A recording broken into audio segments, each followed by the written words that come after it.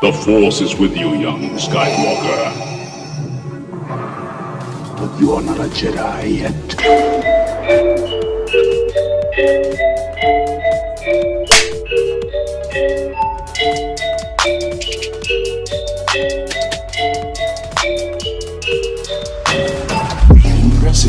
Impressive.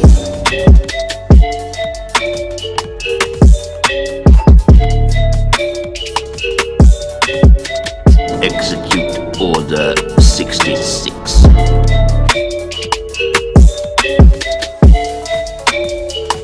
Great disturbance in the Force.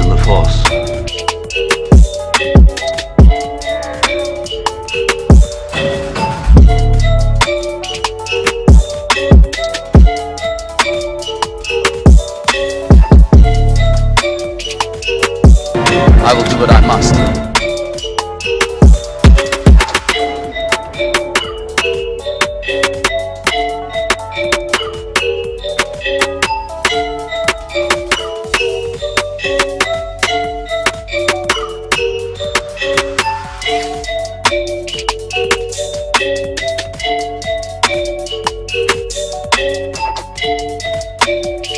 You're all clear, kid. Now let's blow this thing and go home.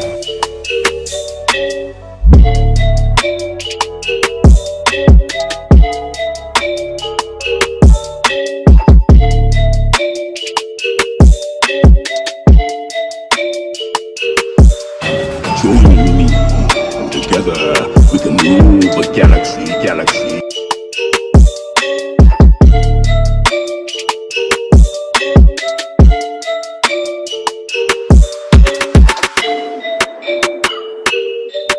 We would be honored if you would join us. Join us.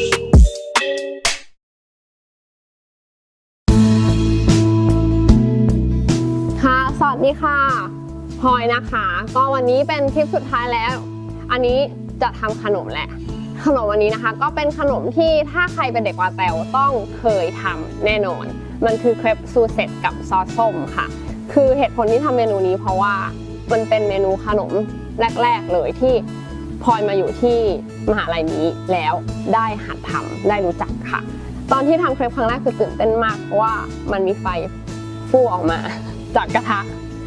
คือเหมือนเราไม่เคยทำอาหารมาก่อนอะแล้วการที่มีไฟออกมาจากกระทะมันดูน่าตื่นเต้นก็วิธีทำซอสนะคะแต่ละที่ไม่เหมือนกันเนาะอันดับแรกเลยก็เอาน้ำตาลทรายใส่ลงไปก่อนเหมือนจะทำเป็นคาราเมลหลังจากนั้นใส่เนยค่ะเป็นเนยเย็นใส่เข้าไปทำให้เขาละลายค่ะแล้วก็ใส่น้ำส้มค่ะแล้วก็สุดท้ายคือจบที่เหล้าค่ะก็ถ้าใครมีเหล้าส้มนะคะก็ใส่ไปได้แล้วก็ทำให้เขาเผานิดนึงเพื่อกำจัดแอลกอฮอล์ออกไปค่ะ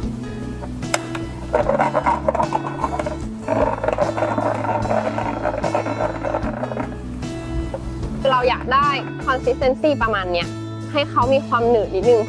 พื่อที่จะได้จับกับตัวเครปของเรานะคะคือถ้าถามว่าทำไมถึงตัดสินใจมาแข่งทำอาหารคือจริงๆมันเราถูกผลักดันให้แข่งมาคือพลอยไม่ใช่คนที่ชอบการแข่งขันเลยตอนแรกแต่ว่าพอมาอยู่ที่เนี่ยเหมือนอาจารย์อ่ะเขาเห็นว่าเราทำได้อ่ะคือครั้งแรกที่แข่งคือเขาแบบพลอยเธอต้องไปอ่ะเธอต้องไปแข่งอันนี้ทั้งที่พลอยไม่กล้าพลอยไปแล้วพลอยก็รู้สึกว่าเฮ้ยพลอยทำได้มันทำให้เรารู้สึกว่าแบบเราประสบความสำเร็จในการแข่งครั้งเนี้ยก็ตัวซอสได้แล้วอันนี้คือตัวแป้งเครปที่พลอยทำเสร็จแล้วนะคะก็เป็นสูตรของมหาลัยเหมือนกันนุ่มมากถ้าอยากรู้ต้องมาเรียนอันนี้นะคะคือเนื้อที่เราอยากได้มันก็จะมีความเข้มข้นนิดนึงเวลาราดซอสไปเนี่ยมันจะได้จับตัวนี้ผลส้มนะคะพลอยก็จะเอาผิวเขามาแต่ง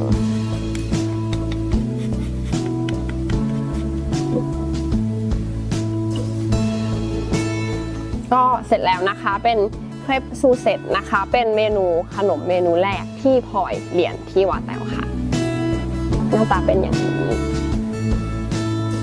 ค่ะก็อันนี้ครบ3จานแล้วนะคะที่พลอยกลับมาวาแตวแล้วมาทำเป็น3 set course นะคะก็เริ่มต้นเลยที่ทำแบบอันแรกเป็นพีชสลัดนะคะกับครีมชีสแล้วก็วอลนัทเดรสซิ่งค่ะส่วนอันที่2ก็จะเป็น พาสต้าครีมฟูเลมอนค่ะและจบด้วยเครปฟูเซตค่ะที่เป็นเครปฟูเซตในตำนานของที่นี่เลยทำตามได้ง่ายมากๆเลยหรือว่าถ้าใครอยากรู้มากกว่านี้ก็ลองมาเรียนด้วยกัน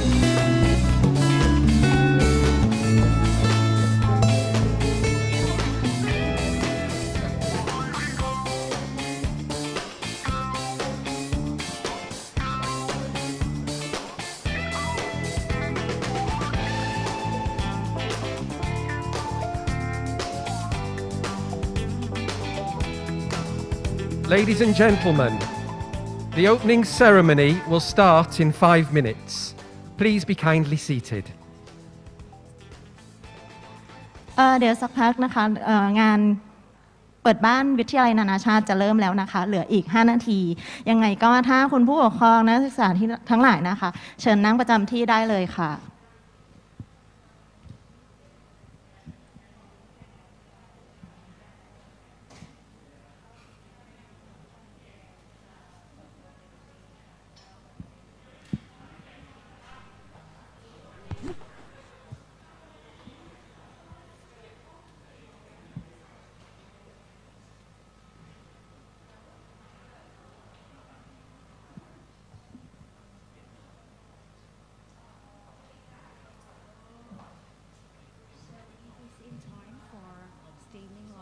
I'm gonna get you the cue for 5, 4, 3, 2, 1, and then we'll have some music for the opening of your book. Okay. After the song is fade out, you can just say good morning. Okay, all right, so we wait for the sound.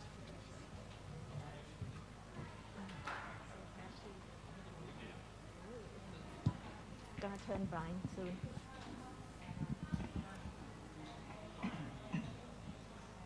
We have more audience than yesterday. Yeah, thankfully. That's quite bright, that light. Do you have the light in your eyes?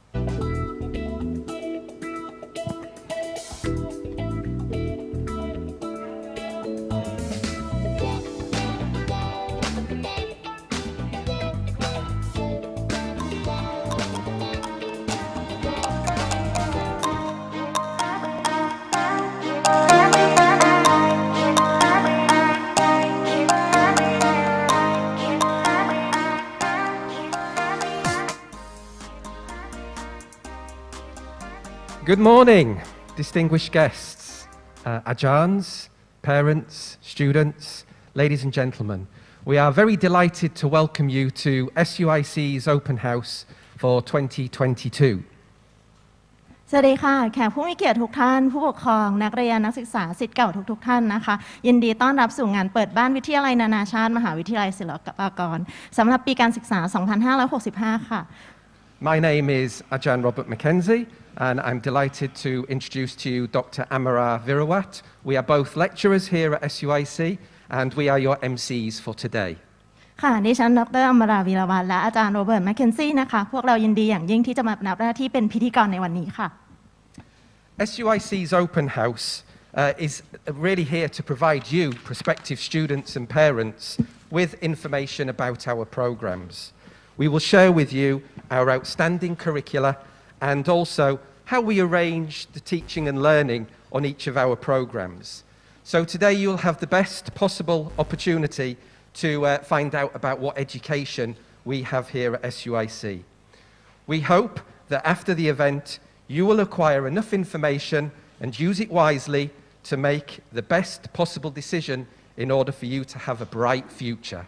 งานเปิดบ้านวิทยาลัยนานาชาติในวันนี้มีวัตถุประสงค์ในการชี้แจงพร้อมตอบข้อซักถามเกี่ยวกับหลักสูตรของเราทั้งหมดนะคะจุดเด่นการเรียนการสอนของแต่ละจุดของแต่ละหลักสูตรเพื่อสร้างความเชื่อมั่นให้กับนักเรียนผู้ปกครองทุกท่านว่าจะได้รับการศึกษาที่ดีที่สุดจากเราพวกเราหวังว่าหลังจากเปิดบ้านวันนี้แล้วทุกท่านจะได้รับข้อมูลที่มากเพียงพอเพื่อประกอบการตัดสินใจในการศึกษาต่อกับเรานะคะเพื่ออนาคตที่สดใสของทุกท่านค่ะ Ladies and gentlemen,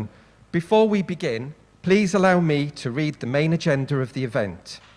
We will begin with an opening speech, followed by an introduction of SUIC and all 3 bachelor degree programs where you'll be able to meet and greet with program alumni and current students. Additionally, we are extremely pleased to have very special guests from Thai PBS, the producer, director and cinematographer of the movie Patani in Love.In the afternoon, you can then spend time exploring our fun workshops and activities, and you can also have some chit-chat with our lecturers here for more detail of each program. ค่ะก่อนที่จะเข้าสู่ช่วงพิธีการนะคะขอชี้แจงกำหนดการคร่าวๆสำหรับวันนี้กันก่อนเราจะเริ่มจากการเปิดกล่าวงานนะคะตามด้วยการแนะนำวิทยาลัยนานาชาตินอกจากนี้ก็จะมีผู้แทนจากแต่ละหลักสูตรขึ้นมาพูดและแนะนำหลักสูตรของที่เรามีนะคะนอกจากนี้เราก็จะมีนักศึกษาปัจจุบันนักศึกษาเก่านะคะศิษย์เก่าของเราที่จบไปแล้วที่ออกไปทำงานแล้วจริงๆนะคะแล้วเราก็จะได้รับเกียรติจากผู้อำนวยการสร้างผู้กำกับ ภาพยนตร์จากภาพยนตร์เรื่องปัตตานี in Love นะคะจากช่องไทย PS และในช่วงบ่ายก็จะเป็นช่วง Campus Tour Workshop แล้วก็สมัครเรียนค่ะ So, let us now begin the opening ceremony. Distinguished guests, faculty members, participants, ladies and gentlemen, as the host of this event, Assistant Professor Dr. Chalamporn Siriwichai will deliver a welcome speech on behalf of the Dean of SUIC.Then, she will briefly introduce SUIC. Ladies and gentlemen, may I please invite Assistant Professor Dr. Chalamporn to the stage. และลำดับต่อไปแขกผู้มีเกียรติทุกท่านคะดิฉันขอเริ่มด้วยการเชิญผู้ช่วยศาสตราจารย์ดร.เฉลิมพรสิริวิชัยรองคณบดีฝ่ายวิชาการขึ้นกล่าวต้อนรับผู้ปกครองและนักเรียนทุกท่านพร้อมทั้งแนะนำวิทยาลัยนานาชาติในนามของท่านคณบดีวิทยาลัยนานาชาติค่ะขอเชิญดร.เฉลิมพรบนเวทีค่ะThank you very much, Ajahn Rob, Ajahn Nan. Welcome, good morning, everybody. I know that today is a bright, sunshine Saturday, so we are so very welcome to have everybody on our campus today. So in Thai, ยินดีต้อนรับทุกท่านนะคะทั้งนักเรียนแล้วก็ท่านผู้ปกครองนะคะที่ให้เกียรติมาร่วมงาน Open House วันนี้ของทาง SUIC นะคะซึ่งวันนี้เรามีกิจกรรมมากมายที่ขอต้อนรับทุกท่านเอาไว้นะคะนอกเหนือไปจากนั้นของที่ระลึกนะคะต้องเรียกของที่ระลึกในวันนี้อยากจะให้ทุกคนได้สังเกตนิดนึงอันนี้ไม่ใช่สเปรย์แอลกอฮอล์ธรรมดานะคะด้วยความที่เราเป็นผู้นำทางด้านของหลักสูตรนะคะในเรื่องของ Digital Communication Design อาจารย์เนี่ยได้ทำในส่วนของการสแกนนะคะถ้าเกิดใช้ตัวโปรแกรม Artivive นะคะสแกนเข้ามาในตัวนี้จะ จะมีวิดีโอค่ะวิ่งออกมาจากตรงนี้ให้ดูได้นะคะอันนี้เป็นสิ่งหนึ่งที่เราสอนนะคะสำหรับนักศึกษานะคะในอนาคตถ้าเรียนแล้วจะรู้ว่าการใช้ที่ดิจิทัลนะคะหรือว่าข้อมูลข่าวสารหรือว่าโปรแกรมต่างๆสามารถใช้ในรูปแบบที่หลากหลายมากนะคะก็อันนี้ก็เป็นตัวอย่างหนึ่งที่ฝากให้เอากลับไปเล่นได้นะคะแล้วเราก็จะมีข่าวสารหรือว่าข้อมูลต่างๆผ่านตรงนี้ได้นะคะถ้ามาเล่นกับเราก็เดี๋ยวสอนวิธีทำใช่ไหมคะนะคะโอเคอันนี้อันหนึ่งนะคะอย่าทิ้งนะคะในตัวแพ็กเกจเดี๋ยวจะขอแนะนำนะคะสั้นๆคร่าวๆนะคะก่อนที่เราจะมีกิจกรรมต่างๆมากมายนะคะ I would like to introduce a little bit on Silpakorn University International with the brief of Silpakorn University itself. Can I have the thank you. Okay.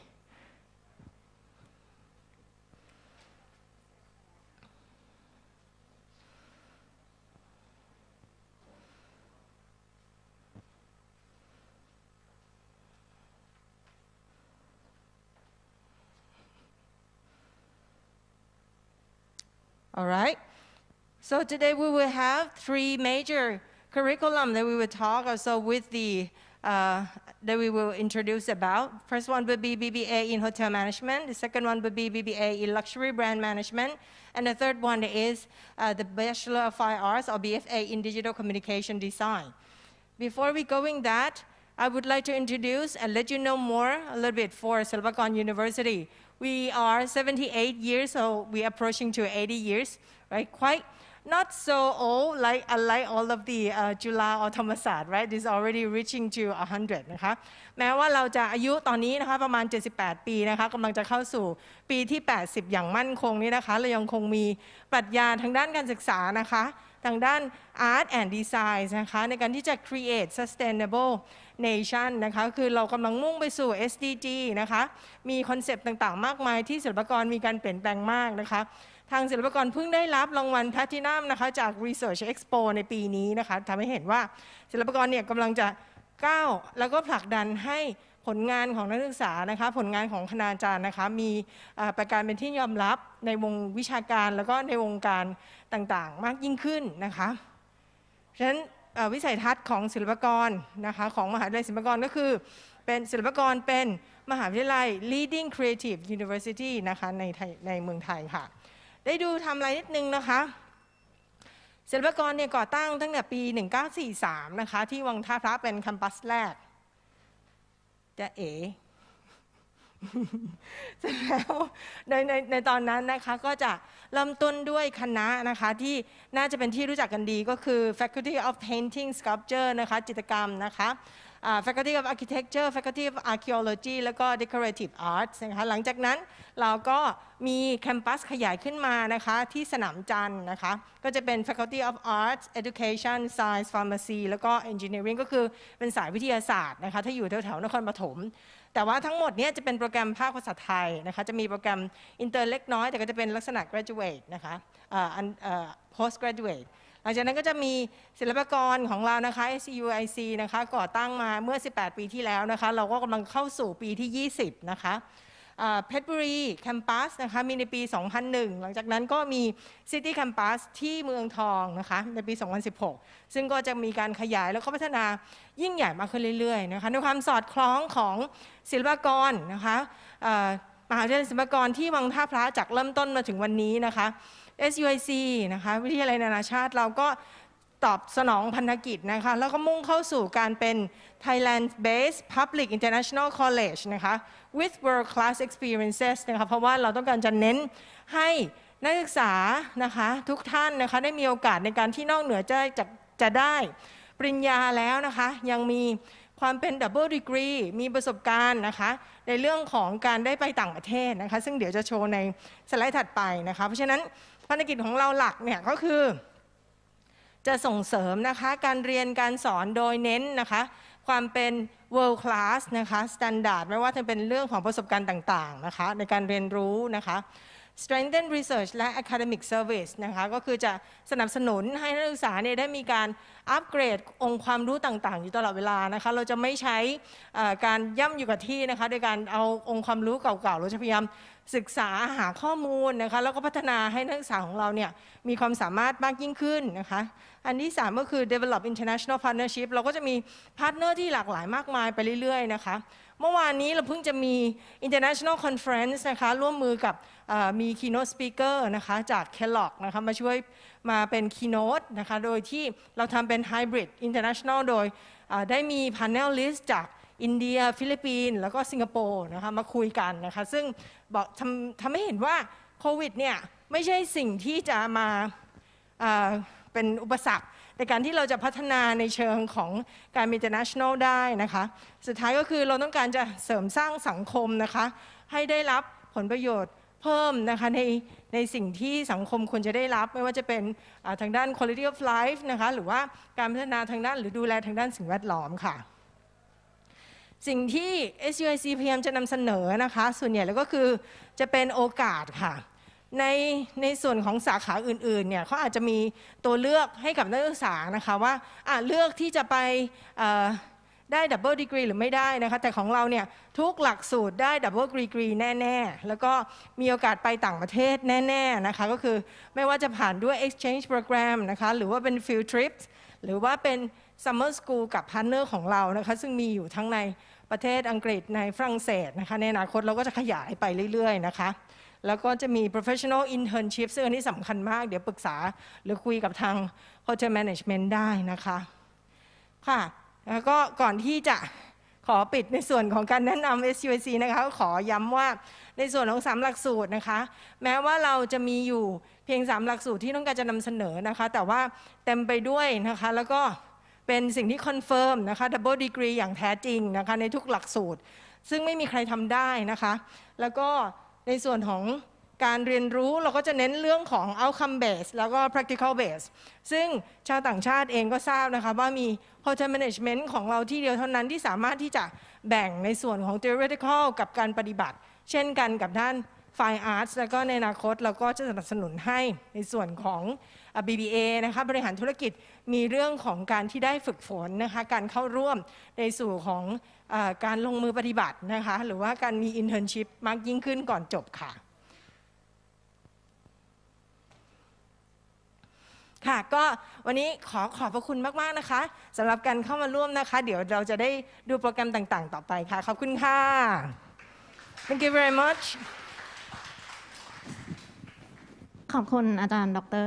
เฉลิมพรศิริวิชัยนะคะรองคณบดีฝ่ายวิชาการขึ้นกล่าวต้อนรับผู้ปกครองเมื่อสักครู่นะคะแล้วก็เรื่องเกี่ยวกับของมหาวิทยาลัยศิลปากรแล้วก็ SUIC ของเรานะคะทีนี้มาช่วงต่อไปนะคะ Now it's time to get to know the first program a very popular program at SUIC which start in 2003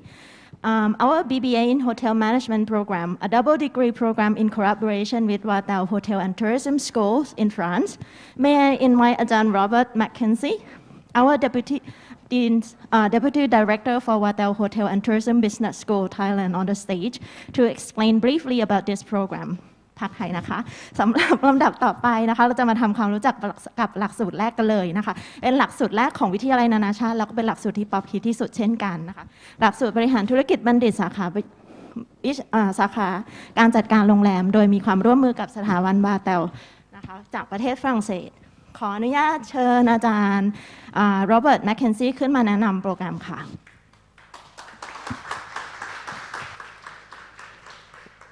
Kopkun Kap, thank you, Ajahn Nan. Yes, it's me again. So, yes, I'm going to talk to you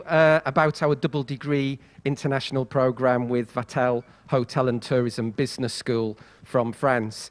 This was actually the very first program that was introduced at Silpakorn University International College back in 2003. So next year we will be celebrating 20 years of running this program here in Thailand. And it's been a very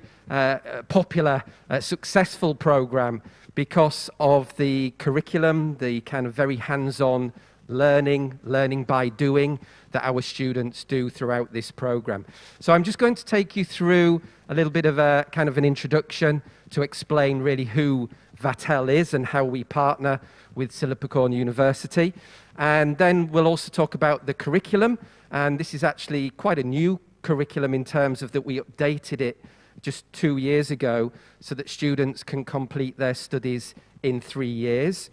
And we'll also explain to you about the practical training and the internships that students also have, especially the internships in France. And we'll also mention to you about the activities because it's very active, this program. And you'll also see this afternoon that we have some demonstrations and some workshops at the back there. And then finally, we'll explain to you about the kind of career opportunities. Some of you might be a little bit worried about the COVID situation and what's been happening. Of course, it has been quite damaging to the hospitality and tourism industry. But of course, we are now starting to see a rebound and things starting to return to a little bit of normalcy here in Thailand. So it's encouraging news. And lastly, linking to that, we will hear from our alumni who can explain to you about the different kind of positions and what they've done, how they've been successful in their careers so far. Okay. I will also play you some videos as well, so that you just don't have to listen to me talking all the time.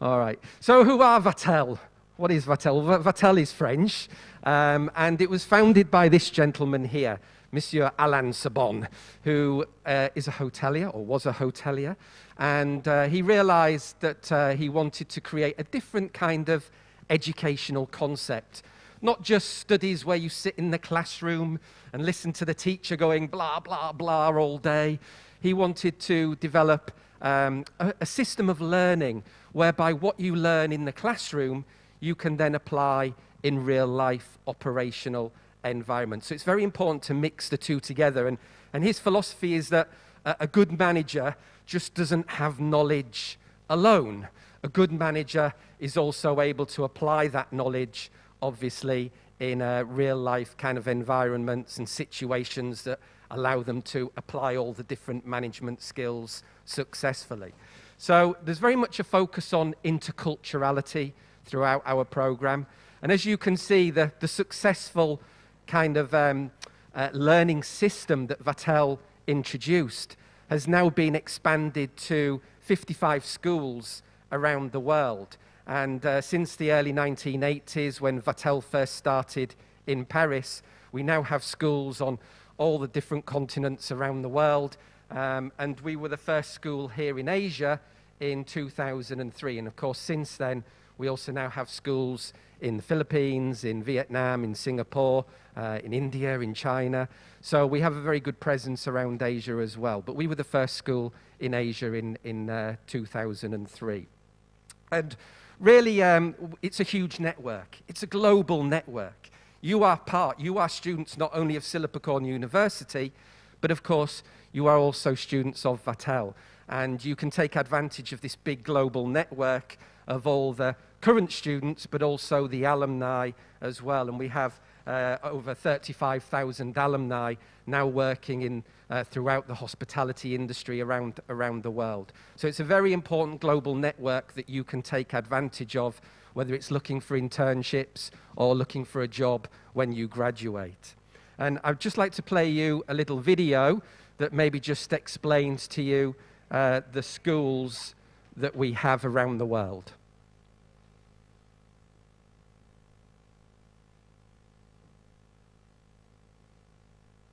Sorry, I think the slides have just gone.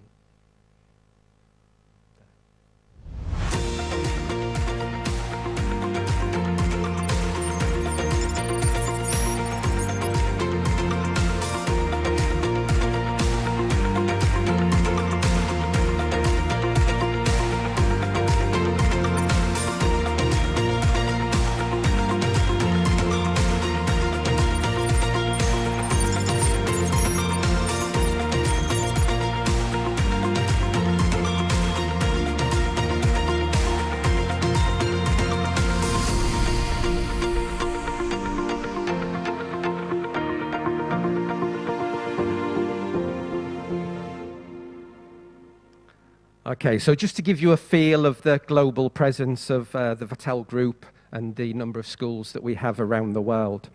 And of course, Vattel this year is also celebrating its 40th anniversary. So it's kind of now got a lot of history and prestige behind the group. Why has it been so successful? Why has it been so popular? Well, it's this idea, this combination of mixing academic studies with hands-on practical learning in operations. So, for example, here at the school, we have our own operational restaurant and cafe that is normally open to the public, and where the students can obviously train and learn about food and beverage service and kitchen operations with real customers. So this is very important throughout the whole Vattel group, that students are gaining this practical experience and combining it with the management theory that they learn in the classroom. We're also very keen on lots of international experiences. So sometimes students and parents think international just means studying in English. Well, yes, that's a very important part of your studies, but also it's having that kind of cultural intelligence or that cross-cultural understanding of working internationally, so learning about other cultures. And of course, we give you opportunities to be able to do that, not just here at the school with international faculty and international students, but also by having experiences overseas as well, whether that's going to study on the Marco Polo exchange program, where you can go to another Vattel school for 1 year, or doing your international internship in the 3rd year, where our students will go to France for 5 months to work in a hotel in France. And it's because of this concept that Vattel was awarded the Worldwide Hospitality Award, the best hotel school in 2016. So it's really been recognized by industry, by the leaders in the hospitality industry, for being a very credible, top, leading hospitality school in the world. So, how do you study? Okay, this is just to give you a quick example. Obviously, we are available to take any questions later, or you come and talk to the staff, to the teachers, and to the students that we have with us here today. But in the 1st year, it's more like a kind of a foundation introductory year to sort of hospitality and tourism. So you're mainly studying academic courses and combining that with practical training here at the school. So you learn about food and beverage, about kitchen, and also about rooms division, which includes housekeeping and front office. And of course, your management courses include introductions to things like finance, accounting, as well as marketing and other tourism and hospitality related subjects. In the 2nd year, you start to specialize more in management courses. So we have things like human resources, economics, and also other important subjects related to hospitality management, maybe like food and beverage management. And you also do your first internship here in Thailand, and that is for 18 weeks. And then in the 3rd year, this is where we develop into more higher level management courses, and you will also be conducting not only your practical training and gaining more supervisory experience here at the school with customers, but also you will organize a big event like a gala dinner. And we also have an internship in France, which is for 5 months. Okay, so really good hands-on training. It's kind of what gives our students that competitive advantage, the skills, the knowledge for working when they graduate. And this is what industry is really looking for, all right? Not just to sit in a classroom all the time. And that's the 3-year program. There is obviously the opportunity to kind of continue your studies and finish in 4 years. So if you're finding the curriculum a little bit heavy, hard going, there is the opportunity to continue and complete in 4 years as well. Okay, so that's a quick overview of the program. You can see here from the picture or from the pictures, that we have the practical training at the school. So whether that's in our own restaurant or our mock hotel room that we have on the 9th floor. So this is where you learn about housekeeping and front office before you actually go out into the hotels themselves. And just about the internships, okay, really this is a great opportunity for students to learn not only about the skills in a different working environment, so how different is it to go and work in somewhere like France and understand the kind of the attitude or the kind of different working culture that you might have in a foreign country. But it also allows you to experience some time in France. And of course, for students that apply this year, I think the year 2024 is going to be a great year in France because it's going to be the Olympics, okay? So it's going to be a very exciting time in France at that particular time. And of course, the opportunities are endless, yeah? Whether it's working in a 5-star luxury hotel, whether it's working in a chateau or a boutique-style smaller hotel or a resort, yeah? You have all these kind of opportunities that you can choose. Some of you might be interested in cuisine, that you want to be chefs. So, you know, you even have opportunities maybe to go to Michelin-starred restaurants to practice in, as well as you can see here with some of our students with Chef Riley Sanders at his restaurant here in Bangkok. So some students, for example, might go and do that in the second year. And yes, what a beautiful country to do your internship in the third year in France. And yeah, I'm sure some of you would like to visit Paris and see the Eiffel Tower and walk down the Champs-Élysées and do some shopping in Longchamp and wherever else, and Louis Vuitton, if you have enough money. All right, so I'd just like to play you a little video, which is our student Kanchana. She was actually in France. She still went to France during COVID. Je m'appelle Kanchana Lungteleloying et je suis étudiante au 4e année à Bata Bangkok. So my name is Kanchana Lungteleloying. I am a 4th-year student of Bata, Thailand. So right now I'm here in Gagakson. I'm doing my 4th internship here in restaurant. So my main type of work is to service clients and like to serve buffet breakfast, lunch, and also dinner. So working here, it allows me to gain like an exceptional experiences, how to live along with others people,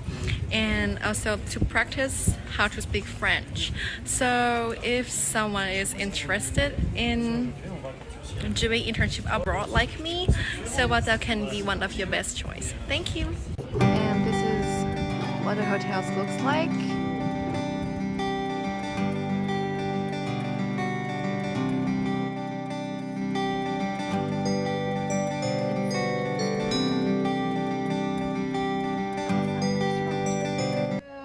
Ma collègue, elle s'appelle Nathalie. Alors maintenant, je suis la responsable des petits déjeuners. Nous sommes en train de rentrer le buffet. On refait les confitures maison. Nous rangeons les fruits.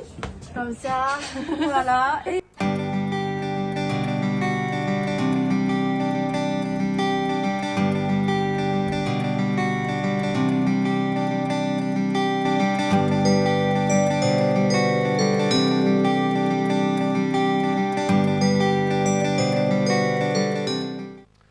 Okay, so that just gives you a very nice example of the type of hotel partners that we have, especially in France. And even here in Thailand, of course, we're partnering with 5-star hotels, the big international hotel groups, whether it's Intercontinental or Accor or Marriott. So, you know, our students are going out and interning in all these beautiful 5-star hotels and resorts, not only in Thailand, but in France as well. And that's not a bad place to spend 5 months, is it? A beautiful old kind of castle in Carcassonne that's been converted into a hotel.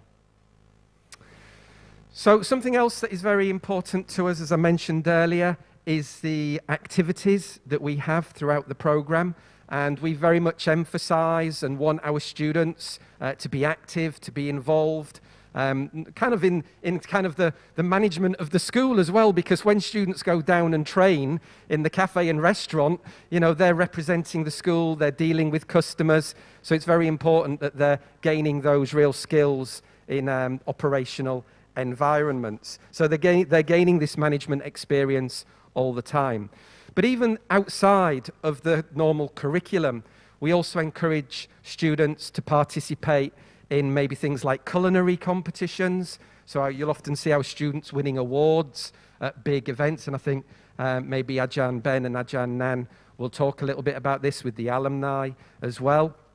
in a few seconds. But we also want students to do not just operational activities and competitions. You can see there our students with Chef Ian Kittichai. Okay, so they did a competition with him recently. And also our students helped last year or 2 years ago at the big ASEAN meeting here in Bangkok up at Muang Thong Thani. So we were very involved in that event as well. But yes, we also encourage students to do business competitions as well. A few years ago, our students won the international competition run by a core group, and our students went to Paris and they won. They won the finals in Paris that year. So whether it's advertising competitions that some of our teachers run and with industry, so there's always things going on, and we want our students to be very much involved as, in them as well. Okay. So what kind of career opportunities are we talking about on this program? Of course, the obvious ones that spring to mind are operations. So students and parents often think about things like food and beverage, service and kitchen and rooms division. But actually a lot of our students really are more interested in maybe having their own businesses, so becoming entrepreneurs, that they want to own their own restaurant, that they want to even have their own small resort, or maybe with their families develop something. So this is where we see a lot of our students working or trying to develop when they graduate. Of course, there are also a lot of positions with big hotel groups. It could be in corporate offices, working in things like marketing and communications, or even at independent hotels, positions such as human resources and revenue management and financial related areas. And then if we have students that might want to work in tourism related organizations, maybe for airlines, maybe whether that's cabin crew or on the ground at the airport or working in the office of an airline, and of course tour related business as well, so tour operators and travel agencies, and very much now online travel agencies such as Agoda and Booking.com that I'm sure you all tend to use when you go somewhere. So there's lots of different opportunities, lots of potential, and what I think we're going to sort of talk to you a little bit about are our successful alumni and give you some examples of how they have, you know, done something different, that they've identified maybe niche markets. I'm going to play you a video in a second of someone that has very much done that. And I think he's a very interesting example, Kun Pavarit, because when he graduated, he went to work for Marriott Group in a marketing position. He was based on Sukhumvit at the Marriott Hotel down there. And after a couple of years, he went to do his master's degree in the UK. And then when he came back, he saw an opportunity. He saw a market in hospitality, but it's very much a niche market based on events, on organizing weddings, especially for the Indian market, which he'll explain to you on his video. Now, obviously, during COVID, he had a problem. The Indian market dried up. They couldn't come to organize these big, huge weddings in Thailand like they were doing pre-COVID. So he had to adapt his business. He had to be flexible. And what he decided to do was that a lot of people commented when he was organizing these big weddings how beautiful the flower arrangements were. So he managed to keep his business going and survived by focusing on this for the Thai market and organizing weddings more for Thai people, but also the flower arranging as well, until the Indian market and other markets can return for him. I think we'll see this with our alumni talk as well, how a lot of our alumni have managed to adapt their businesses. You know, this is a challenging period for hospitality and tourism for sure, but it's allowed us to think outside of the box, to come up with new ideas. It's a time for change. So actually, it's a very exciting period for the hospitality and tourism industry to improve our product and services for this kind of COVID era that we're having to go through at the moment, which many industries are also suffering with. Okay, so I'd just like to play you this video of Kunpavrit because I think it's very inspirational and very motivational talk and shows you how he's managed to create this very successful business.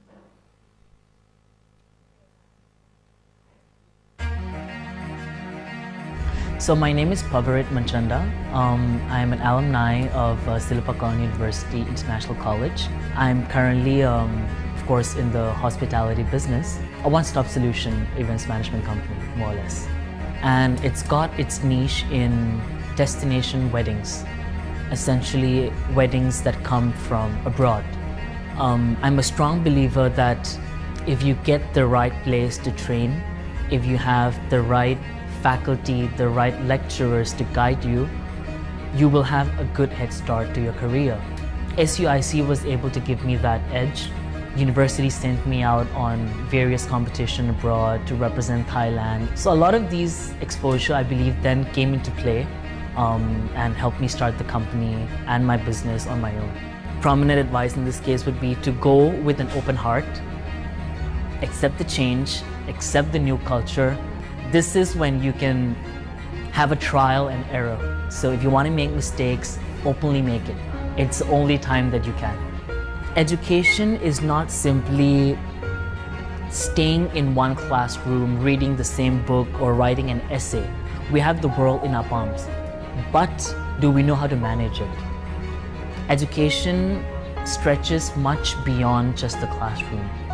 Going to a new country, meeting new people, making new friends,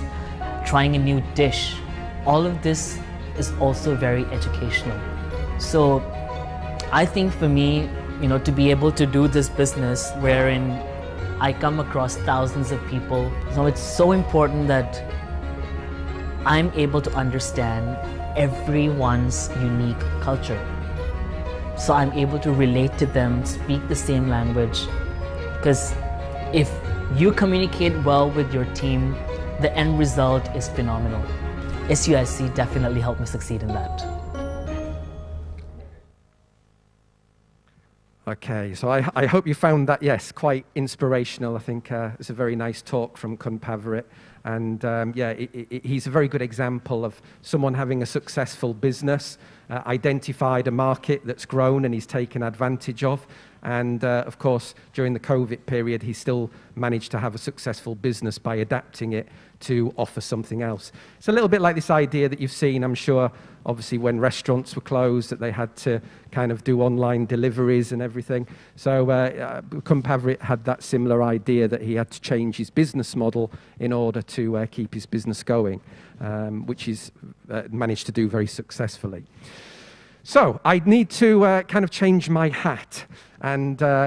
instead of presenting the Vattel program, I'm going to go back to my MC position. So I would like to ask Ajahn Nan, to join me on the stage. And she's now going to do a little session with our alumni. And she's going to introduce our alumni to you, and they're going to have a little talk. And I'd also like to invite Dr. Papankorn onto the stage. This is Ajahn Ben.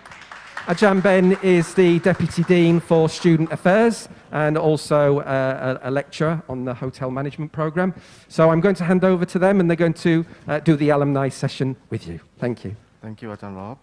ขอบคุณค่ะอาจารย์รอบ สวัสดีอีกครั้งหนึ่งนะครับผม เมื่อกี้ ขอโทษค่ะพี่คิวนิดนึงโอเคค่ะจะเซสชั่นต่อไปนะคะเพราะว่าเมื่อกี้เราได้คุย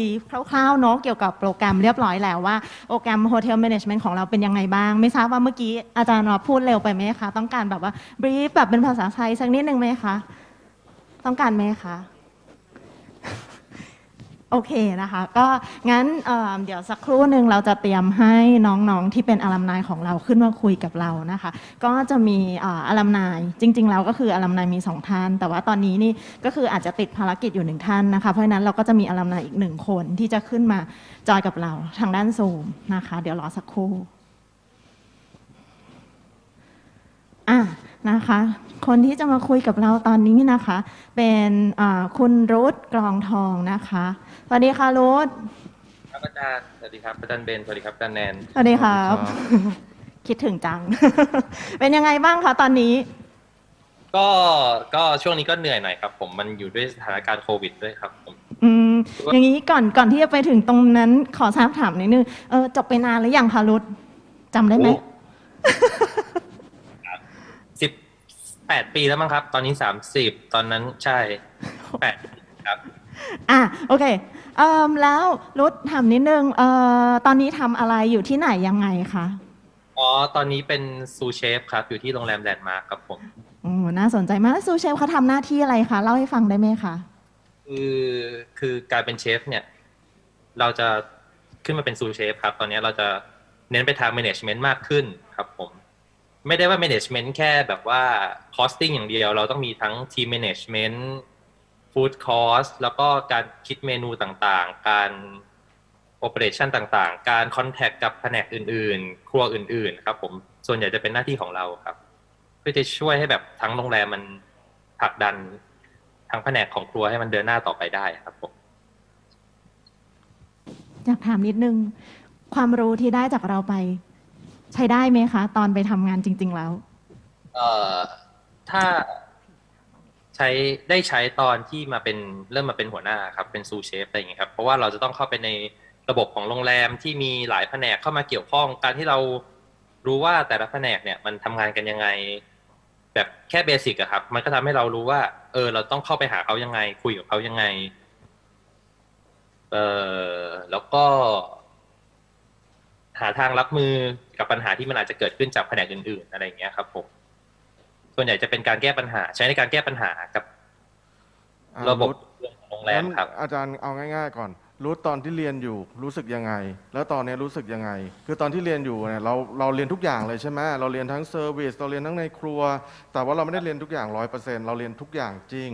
แต่ว่าเพื่อเป็นทางเลือกให้เพื่อนเนี่ยแล้วตัวเราเองเนี่ยมีทางเลือกในการที่จะทำงานในโรงแรมถูกไหมครับงั้นตอนที่รุดจบแล้วเนี่ยรุดไปทำอะไรต่อตอนที่จบเลยเนี่ยรุดได้ทำงานที่ในครัวเลยไหมหรือว่าไปทำอะไรก่อนคือตอนรุดเรียนจบรุดก็ฝึกงานจบแล้วเขาก็รับรุดเข้าทำงานเลยเป็นสตาฟต่อเลยก็คือทำงานครัวมาโดยตลอดก็คือตอนที่เป็นคอมมิตนะครับผมก็รู้สึกว่าเราจะเรียนมาทำไมแบบวาเตลอะไรเงี้ยเรียนปริญญาตรีเพื่ออะไรเพราะว่าตอนรับเงินเดือนตอนแรกมันน้อยมากน้อยต่ำกว่า15,000ครับแล้วเขาบอกว่าเราไม่ได้ถูกรีควายว่าเขาไม่ได้รีควายปริญญาตรีในตำแหน่งของรุดอะไรอย่างเงี้ยแต่พอเราเริ่มทำงานไปมากขึ้นมันก็ทำให้เรารู้ว่าสิ่งที่เราเรียนมามันจะได้ใช้มันจะทำให้เราได้แบบสมมุติว่าวันหนึ่งเราต้องการความช่วยเหลือจากแผนกแม่บ้านเราจะรู้แล้วว่าเราจะต้องไปหาใครอย่างเช่นสมมุติว่าเกี่ยวกับพื้นความสะอาดของพื้นความสะอาดของพื้นที่ Public Area เราก็ต้องไปหาแผนก Public Area ไม่ใช่ว่าเราจะไปแบบหาแม่บ้านที่เขาทำความสะอาดห้องเขาก็จะมาดูแลเราไม่ได้มันก็จะช้าเพราะฉะนั้นการที่เราเข้าใจว่าระบบ organization ของโรงแรมมันเป็นยังไงเนี่ยมันทำให้เราสามารถดำเนินการทุกอย่างได้เร็วมากขึ้นครับผมประมาณอาจารย์ก็สรุปว่าตอนที่เราเรียนอยู่แล้วจบไปเราเป็นคอมมิสแล้วตอนนี้เราจะไปไหนต่อจะทำอะไรต่อเพราะมันมีโควิดเราได้อะไรออฟเฟอร์บ้างในชีวิตที่มันผ่านมาของเราเนี่ย10 กว่าปีของเราเนี่ยก็จริงๆแล้ว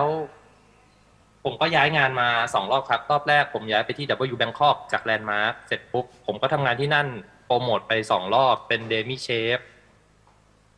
แล้วก็คีปคอนแทคกับ Executive Chef ของโรงแรมแลนด์มาร์คอยู่ทีนี้พอเขาต้องการความช่วยเหลือเขาก็ติดต่อเรามา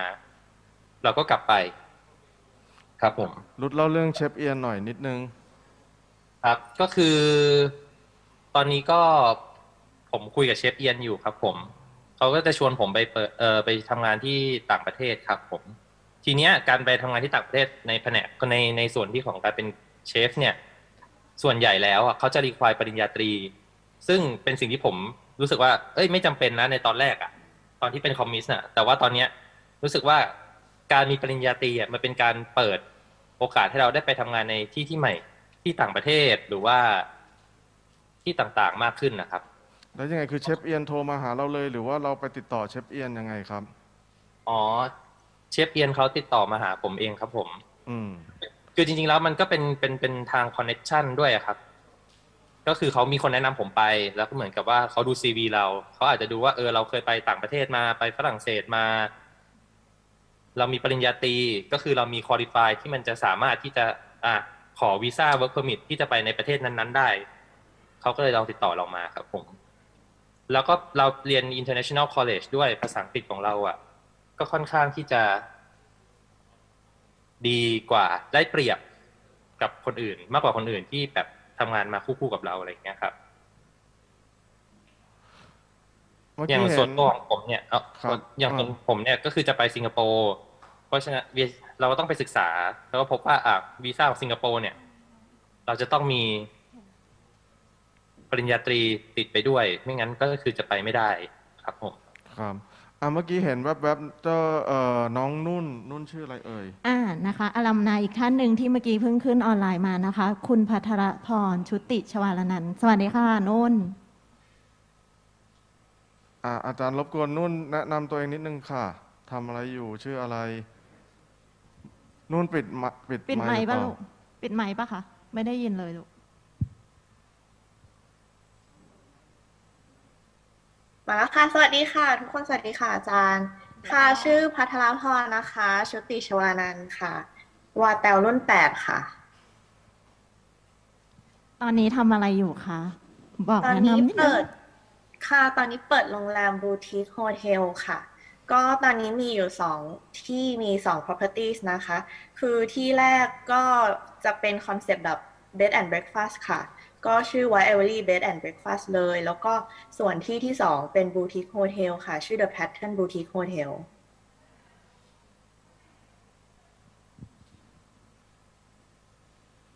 เป็นไงบ้างตอนนี้สถานการณ์ด้วยโควิดแล้วรู้สึกเป็นยังไงบ้างคะโรงแรม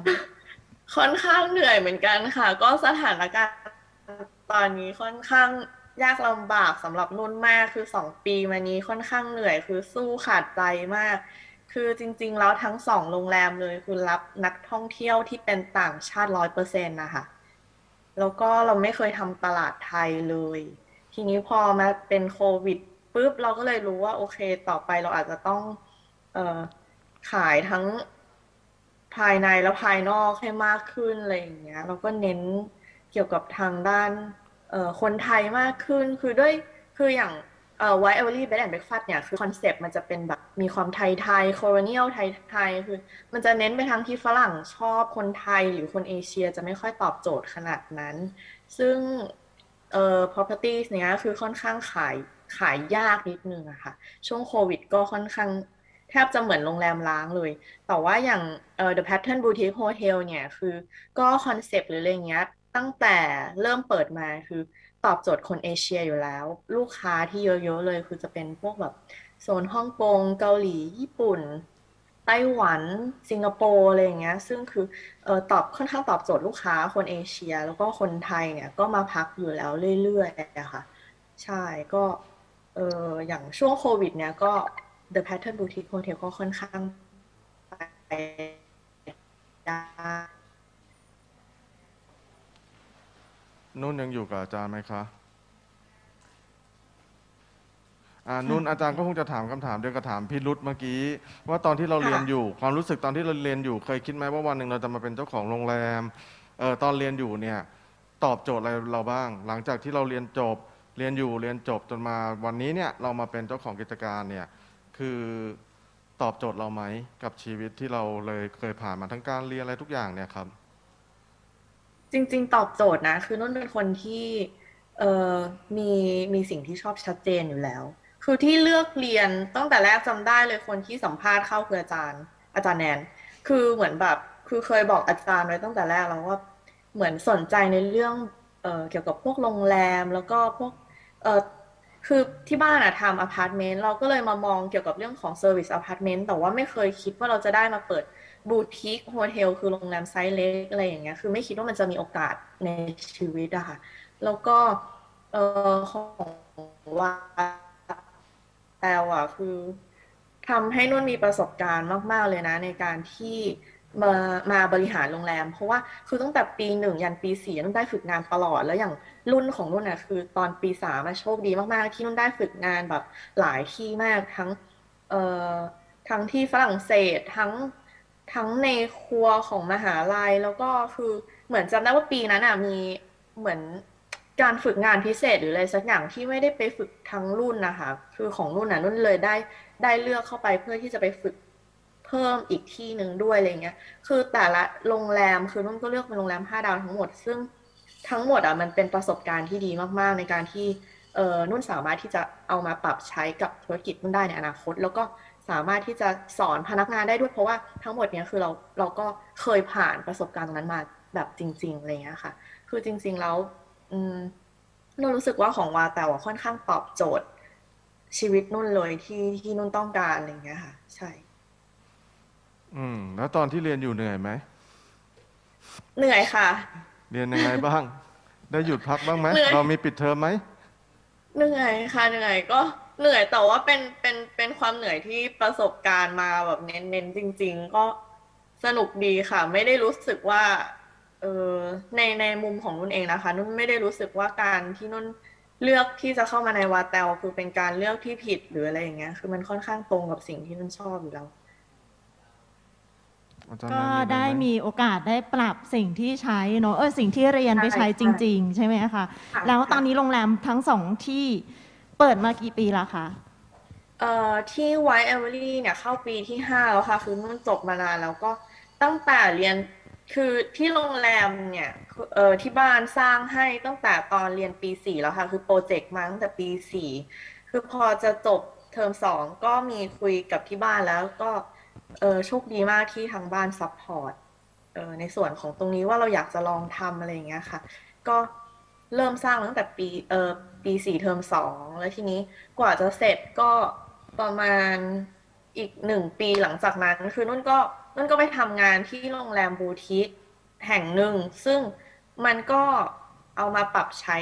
ในธุรกิจของตัวเองได้เหมือนกันค่ะแล้วก็หลังจากนั้นก็มาเปิดก็เข้าปีที่5แล้วค่ะตอนนี้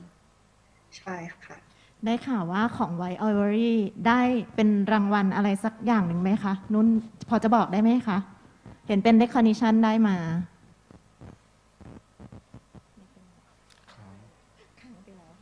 นุ่นหลับนุ่นยังอยู่ไหมคะ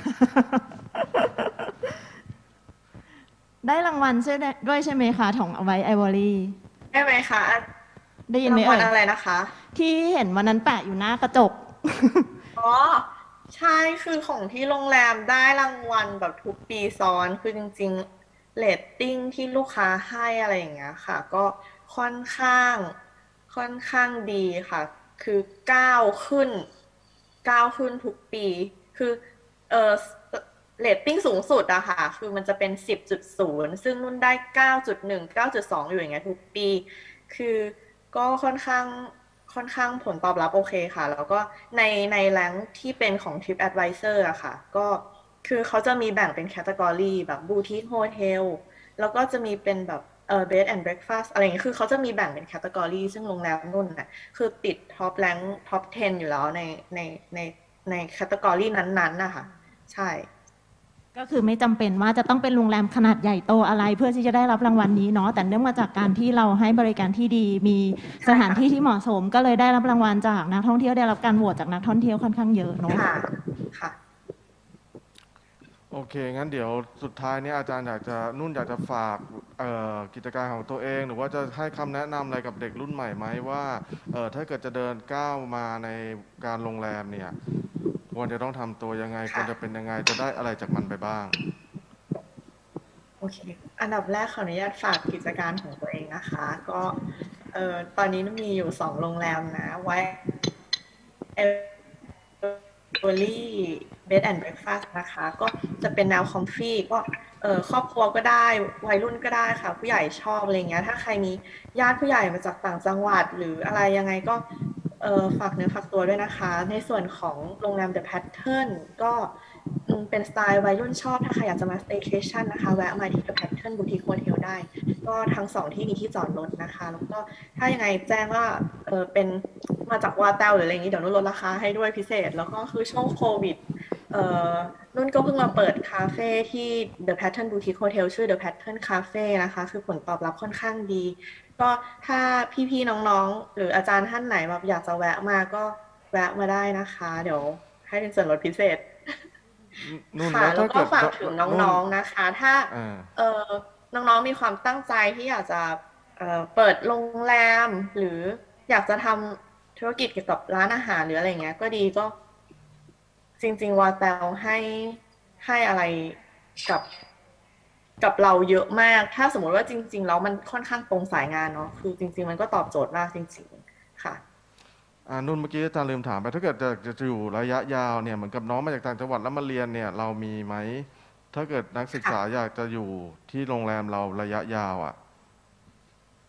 มีค่ะมีทั้งเป็นโซน resident แล้วก็เป็นโซนแบบโซนเป็นรายคืนเหมือนโรงแรมทั่วไปอะไรเงี้ยค่ะระยะยาวก็มีค่ะระยะสั้นก็มีก็ยังไงก็ติดต่อมาสอบถามข้อมูลได้ค่ะโอเคงั้นวันนี้อาจารย์ไม่รบกวนภายในแล้วค่ะก็จะมีครัวมีอะไรอย่างนี้ด้วยใช่มีครัวด้วยก็คือใช่ค่ะงั้นเดี๋ยวต้องขอบคุณทั้งรุธแล้วก็ทั้งนุ่นมากนะครับที่วันนี้อุตส่าห์มาแล้วเดี๋ยวต้องไปทำกิจการต่อถูกไหมมีอะไรจะฝากไหมรุธด้วยเมื่อกี้เรายังคุยกันเกือบจะจบแต่ไม่จบ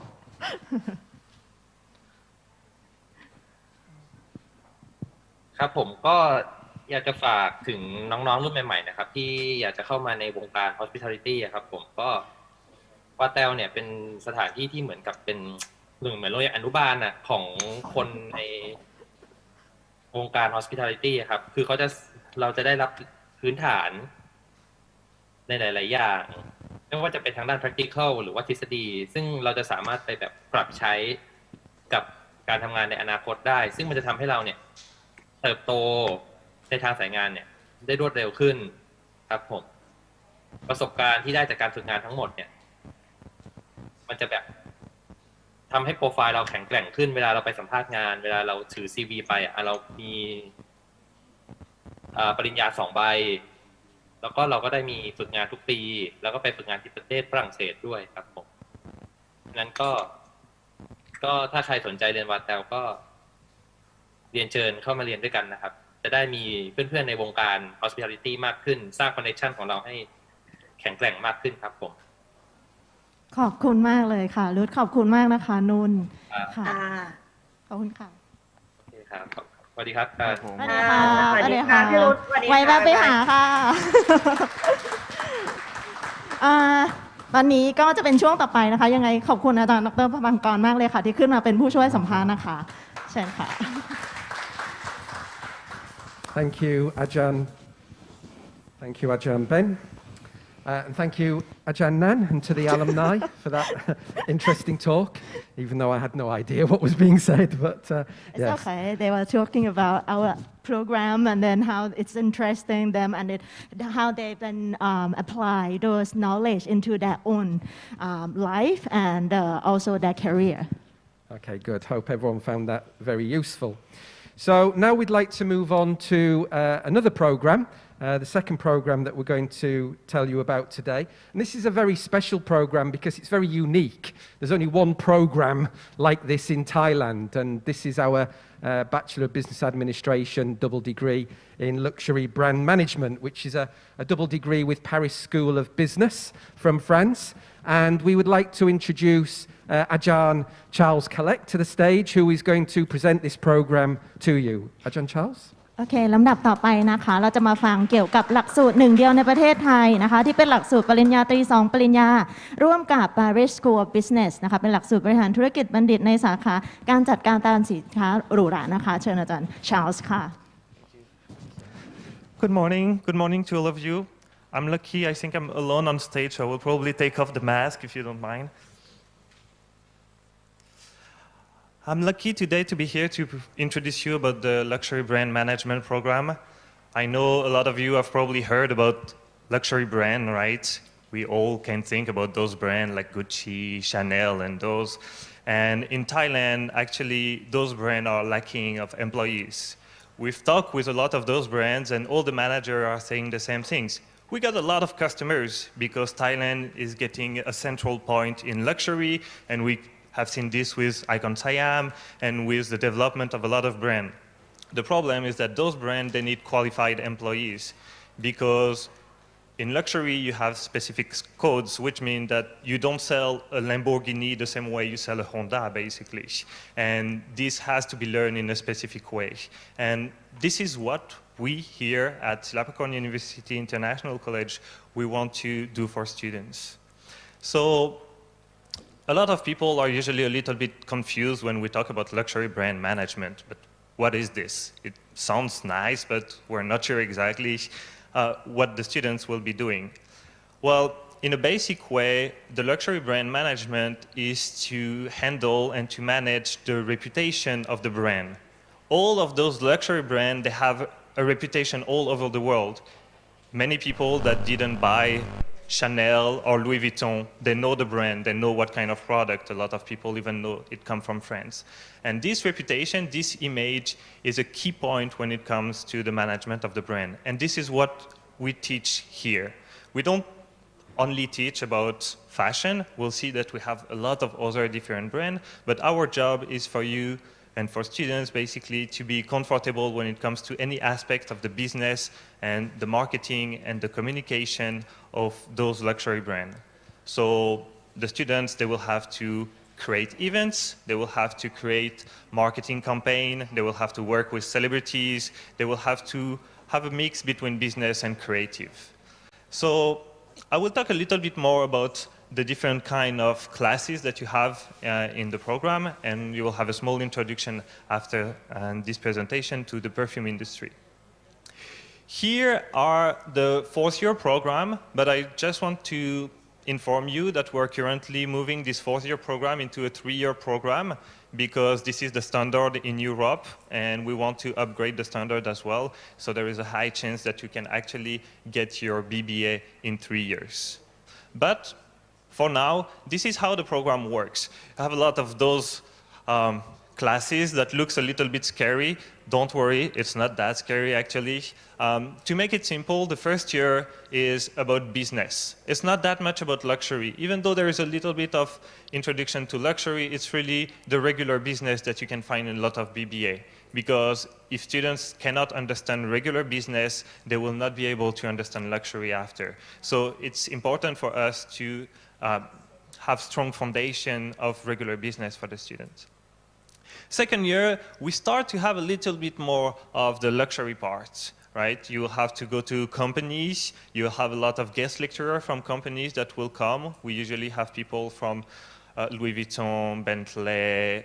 we have Aston Martin a few weeks ago. So we have a lot of different companies that will come here to share their experience and for you to get contact as well. So that later on, when you find a work, you say, oh, I remember I met the manager of Louis Vuitton last time. Maybe you remember me in class, which can be a good point for you if you want to get the job. So the second year, a little bit more into luxury and more advanced business. Third year is luxury. You wake up luxury, you dream luxury, you eat luxury, you only about luxury at that time. So there is classes like History of Luxury, Introduction to Fashion Marketing, and 7 months in France, in Paris, where you will have to actually go study there to gain more international experience. Why Paris? Because when we think about luxury, we think that Paris is probably the best city to go. It's known for fashion, but it's also known for perfume, it's known for food, it's not for hospitality. So you have a lot of sectors that are very interesting there. And trust me, the students love to go to Paris, especially during winter when it's snowing. It's a wonderful experience. So in third year, students are going to France for 7 months with our partner university, which I will talk more about just after. And the fourth year, for the moment, is a year to specialize. Because when we think about luxury brand, There are a lot of different brands into a lot of different sectors. I'm going to be honest, most of the students that come to us that want to study about fashion in the first year, they're like crazy about fashion, about Chanel, Dior, Yves Saint Laurent, all those like brand names that we all love. But after 1 year, 2 years, they start to get introduced to other sectors. Maybe luxury car like Rolls-Royce, or maybe a little bit more about the jewelry like Bulgari, or the cosmetics, or the art, or the travel, or the perfume. You have so many different sectors, and it's our job to introduce you to those sectors so that you can gain experience and realize what it is to sell private jets, actually. It's also in the part of luxury, and a lot of people, they don't think about this, but it makes a lot of sense, especially in Southeast Asia. So there is a lot of potential here, and once again, a lot of companies, they need people, they need students. So easy to get a job, and when you're selling private jet, trust me, it's a good job. So you will have the opportunity to discover a lot of those sectors and maybe to change your mind. But obviously, if you want to work in the fashion industry, it's not a problem. I just want to emphasize on one aspect is that you will learn the business part of the fashion, which means if you want to be designer, it will definitely help you, but will not teach you how to draw the dress or how to make it happen. We'll make sure that your brand is successful if you already know how to do this. So I just want to be clear that we're working on the business part, right? But we'll also help you maybe to create your own company. So those are the main career opportunity, the kind of job that you can get, for example, when you graduate. Obviously, there are so many different sectors, there are so many different jobs as well, that this is just an overview. You have a luxury brand manager, which is the overall reputation of the brand. It works with the marketing manager in other ways. You have the brand ambassador, which will be the public face of the company. Luxury product manager, creating new product. Entrepreneur, creating your own brand, it's also possible. And luxury marketing specialist, which will help you to work in many different industries, move to one industry to another, which is something quite usual. Here are a few examples. So the brand ambassador, as we can see on the picture, is the public face of the brand. We know that they use celebrities. This is something else. You have the celebrities that are for social media, and you have the brand ambassador that are for everything that is corporate related, other kind of presentation, other kind of advertisement, event, those kind of things. The average salary in Thailand is approximately 140,000 baht per month for a brand ambassador in a luxury brand, right? Another job, which is buyer for luxury brand. I really like this job, even though the salary is a little bit lower with like 70,000 baht per month. The idea is that every luxury companies, they need raw material, right? When maybe crocodile skin to create a new bag, maybe some silk from a specific part of China. And you have some people, it's their job to find the best quality material in the world, to travel, to go see the factory, to negotiate with the factory. This is also another job that you can do. Now, if you want to know a little bit more about the different jobs, we'll have a small booth there, and you will have 5 or 6 different explanations about other jobs, and we can discuss this after. Now, I want to talk a little bit about our partners, which is Paris School of Business. Because, as you know, in Silpakorn University International College, all our programs are double degree program. And this is the case here for this luxury brand management program, which means you get a program from here in Thailand, from Silpakorn, and you get another diploma from PSB, Paris School of Business, which is one of the 2 top business schools in France. And obviously, you will have to go study there for 7 months. So to know a little bit more about the school, it's really in the center of Paris. So it's not a little bit outside, and we still call it Paris School of Business. It's really in the center of Paris. It's 20 minutes away from the Louvre. I'm sure you know this place. From the Eiffel Tower as well. It's near the train station, and it's in a very dynamic area and a very nice place to actually live. You have Bercy, which is the equivalent of Montantani maybe, and you have a lot of other university. You're near the river. You have everything just around. Very nice place to go. Our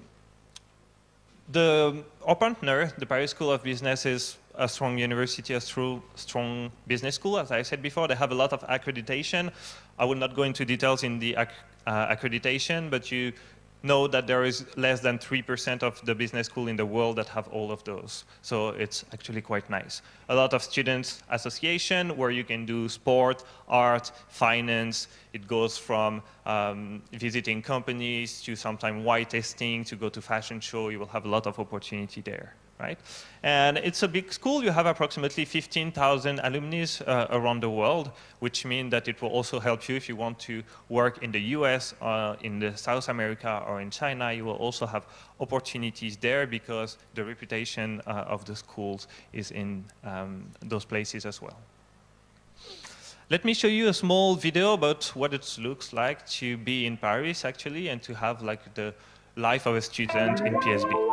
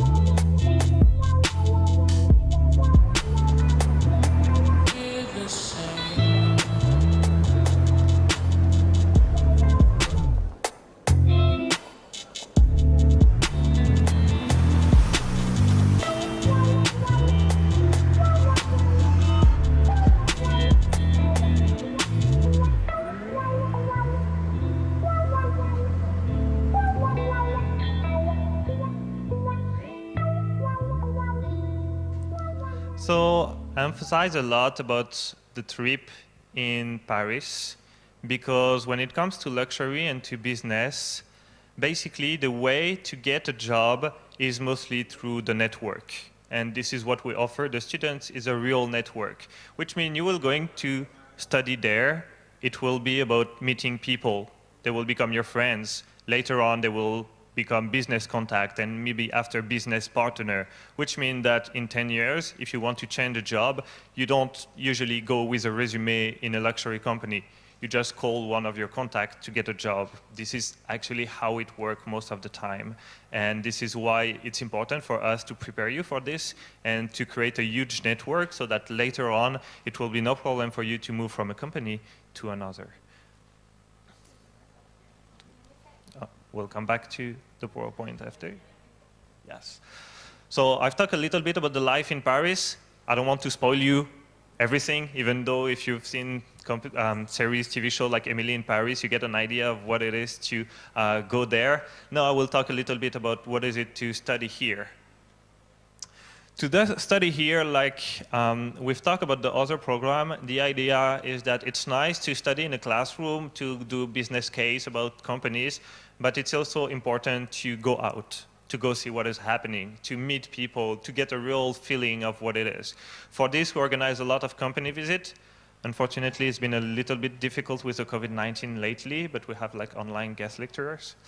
And we try to have a lot of activities and seminars. So we go to the company come here, we work with the company, we have competition with the companies as well that will help you to try it, make mistakes while you can, because it's very different from being a luxury consumer with everything. It's like glitter, champagne, and very nice, and working in a luxury brand. Working in a luxury brand is hard. You have to work hard as well. It's very nice, but it's not easy as well. So we want to give the opportunity to students to make mistakes and to learn at university, because after, when they graduate, they will not have a lot of chance for mistakes. So we want to give this opportunity for students to make the mistakes here with companies without any consequences.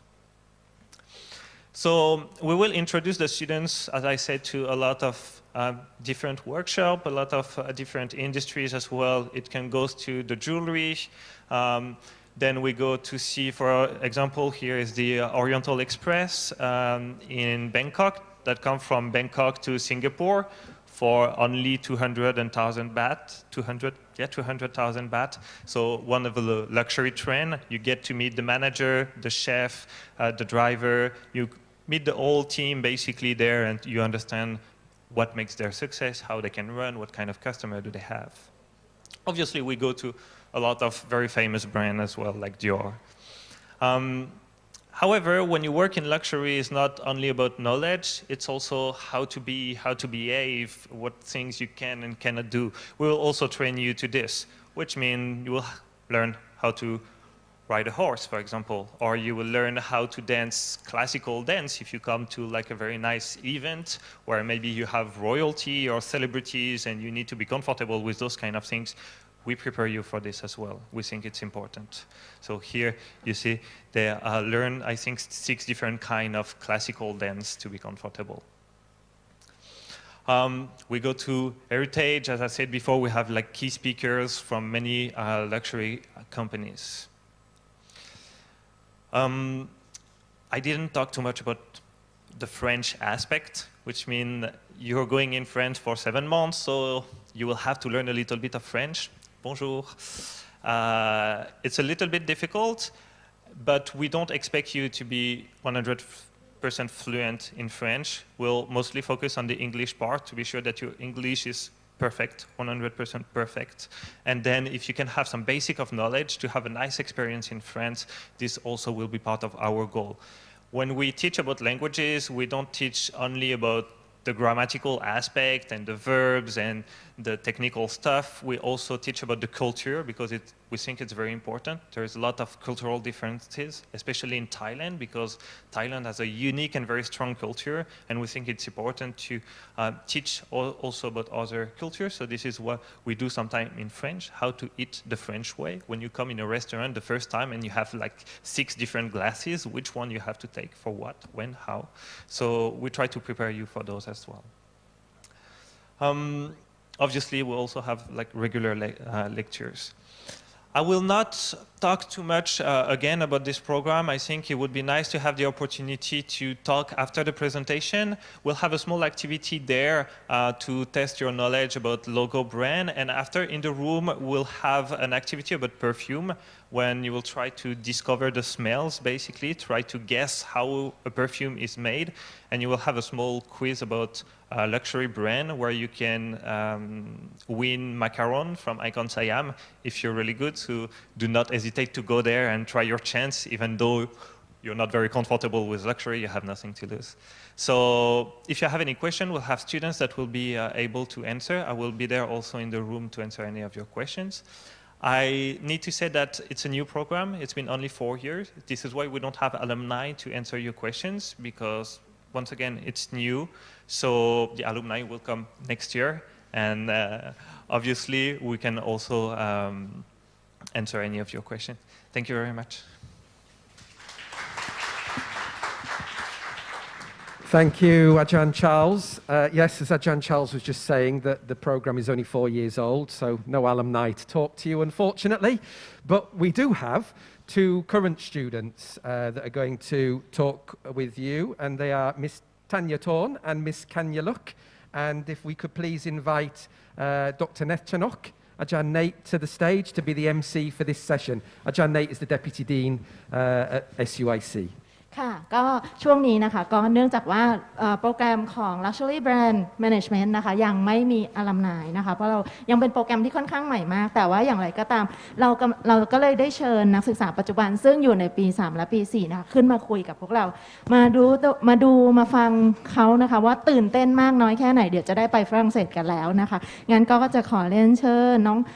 นางสาวกัลยาลักษณ์กัลปนาและนางสาวธัญธรสหพิทักษ์บนเวทีค่ะแล้วก็ขอเชิญดร.เนชนกฤทธาคณิขึ้นมาร่วมพูดคุยกับนักศึกษาของเราค่ะขอบคุณค่ะ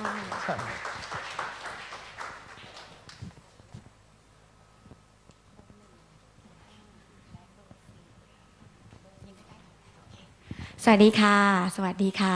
สวัสดีท่านผู้ปกครองแล้วก็น้องๆนักเรียนทุกท่านนะคะแล้วก็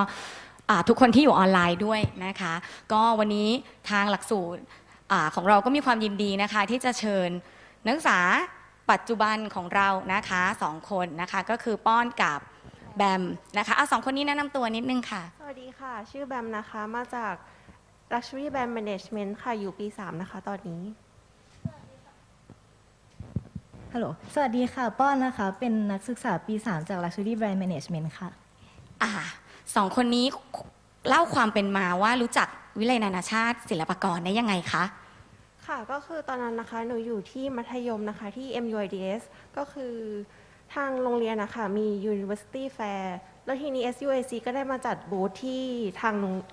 โรงเรียนก็เลยได้รู้จัก SUIC ค่ะแบมเหมือนกันเอาว่ามาจากโรงเรียนเดียวกันนะคะสองคนนี้มาจากสาธิตแห่งมหาวิทยาลัยมหิดลอินเตอร์เนาะนะคะก็บังเอิญจริงๆก็คือเป็นเนตเนี่ยแหละค่ะที่ไปนะคะแล้วก็ไปหลอกมาได้นะคะ2คนจากโรงเรียนนี้นะคะก็ถือว่าประสบความสำเร็จนะคะในการที่ไปถึงแล้วก็พอดีตอนนั้นเราก็เพิ่งเปิดด้วยนะคะหลักสูตรเนี่ยคือแบบเพิ่งเปิดได้ปีเดียวเองมีเพิ่งรุ่น1รุ่นเดียวแล้วก็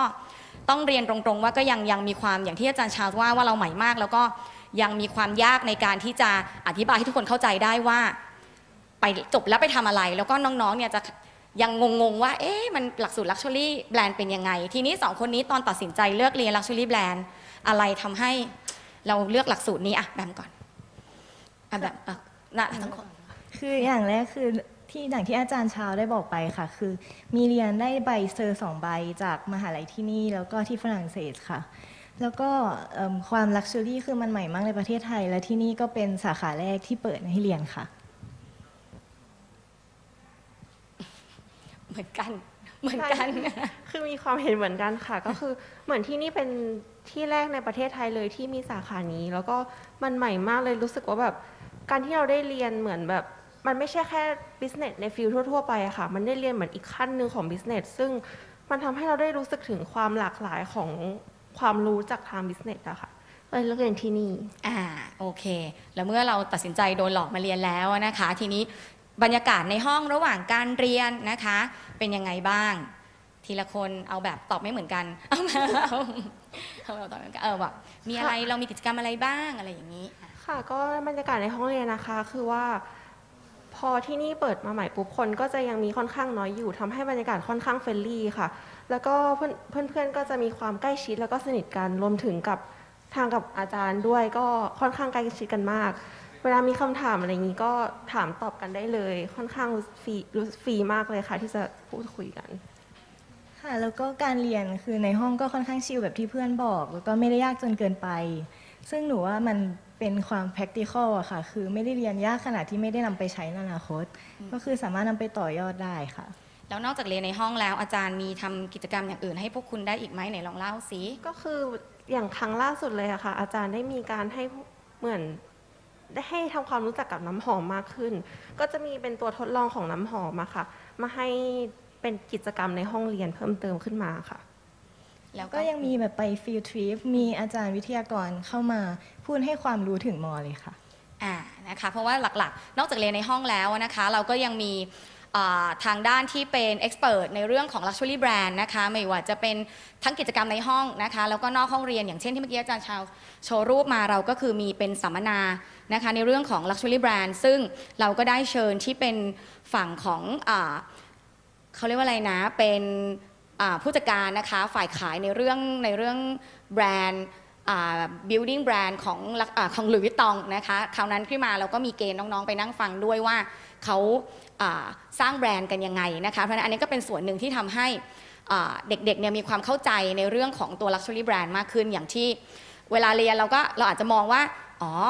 ของแพงเป็นแต่ทีนี้เขากล้าที่จะขายของแพงแสดงว่าเขาก็ต้องมี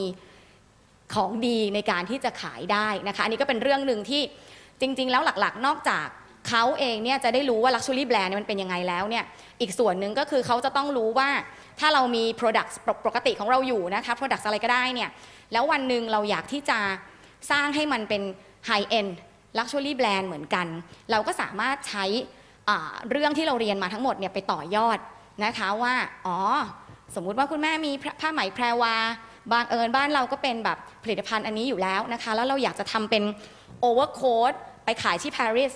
อันนี้ก็เป็นส่วนหนึ่งที่ในอนาคตเราอาจจะแบบต่อยอดเรื่องนี้ได้นะคะเพราะฉะนั้นก็เป็นส่วนที่เรามองว่าเรานอกจากจะรู้ถึง luxury brand แล้วเนี่ยยังสามารถที่จะสร้างแบรนด์ตัวเองได้ด้วยทีนี้กลับมาที่เดี๋ยวเราอยู่ปี3นะคะแล้วก็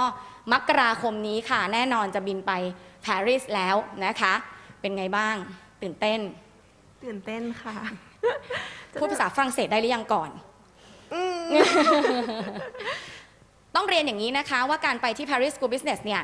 เราทุกอย่างในแคมปัสเราจะเรียนเป็นภาษาอังกฤษนะคะเพียงแต่ว่าภาษาฝรั่งเศสเนี่ย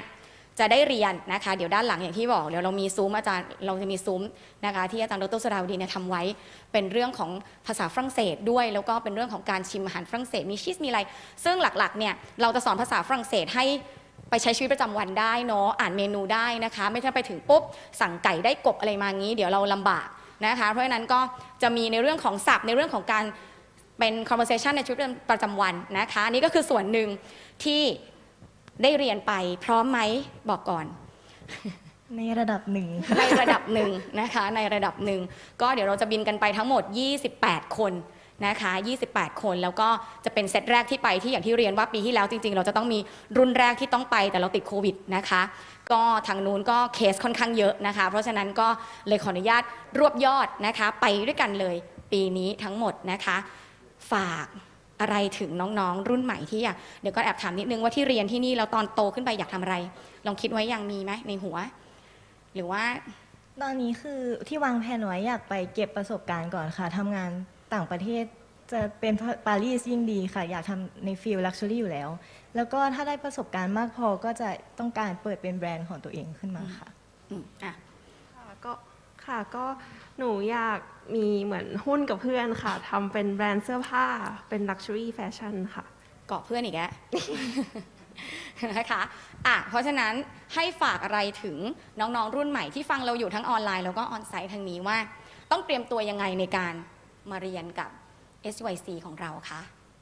ก็คืออย่างที่บอกไปว่ามันไม่ได้เรียนยากมันคือการเรียนธุรกิจค่ะก็คือได้เรียนทาง Accounting Finance หมดเลยแต่ว่าสาขาเราจะเจาะเป็น Luxury ค่ะก็คือจะได้เป็นความรู้ใหม่เพราะว่า Luxury มันไม่เหมือนการเรียนธุรกิจทั่วๆไปอยู่แล้วค่ะแล้วก็นอกจากนี้ทางมอยังมีการสอน culture ด้านภาษา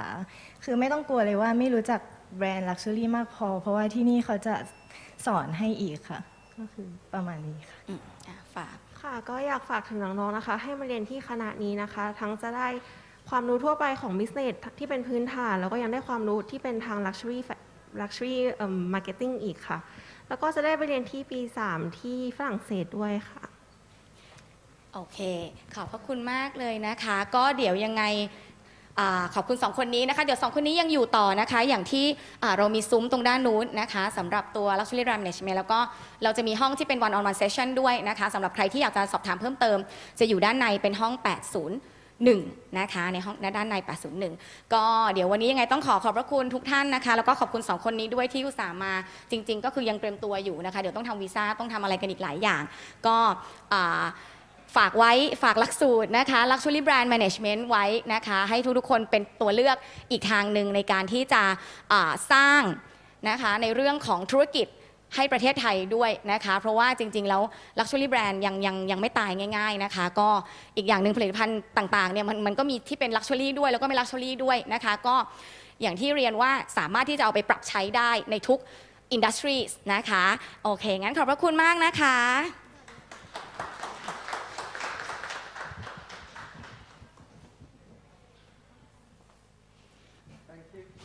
ขอบคุณนะคะอาจาร Thank ย์ you. เนชนกและ Thank you อาจารย์ Nate. เด็กๆอีก2คนนะคะเดี๋ยวนี้ถ้าใครสนใจยังมีช่วงบ่ายเราจะมีเวิร์กช็อปของ Luxury Brand นะคะสามารถเข้าไปร่วมได้ค่ะ So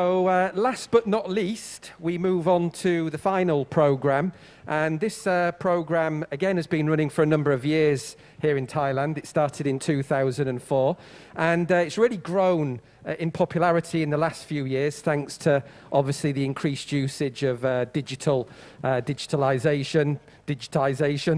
And we are very pleased to announce this. This is a Bachelor of Fine Arts double degree program in digital communication design with Birmingham City University. So it's a double degree program. Birmingham are from England, from the UK. And we would like to ask Ajahn Gabriel and Dr. Ivan to come and present this program to you. และลำดับต่อไปนะคะหลักสูตรที่ตอนนี้กำลังได้รับความนิยมเป็นอย่างมากเลยเนื่องมาจากตอนนี้เรากำลังเข้าสู่โลกของดิจิทัลกันนะคะหลักสูตรศิลปะบัณฑิตสาขาการออกแบบสื่อสารดิจิทัลร่วมมือกับมหาวิทยาลัยเบอร์มิงแฮมซิตี้นะคะขอเรียนเชิญอาจารย์อีวานและอาจารย์เกรเบลขึ้นบนเวทีแนะนำหลักสูตรให้พวกเราค่ะ Thank you. Thank you. Good morning, everyone. Good morning, everyone. Dr. Ivan will join me soon. He's a new teacher here, so I will be doing the presentation for you. Yeah, my name is Gabriel. I'm the Digital Communication Design Program Manager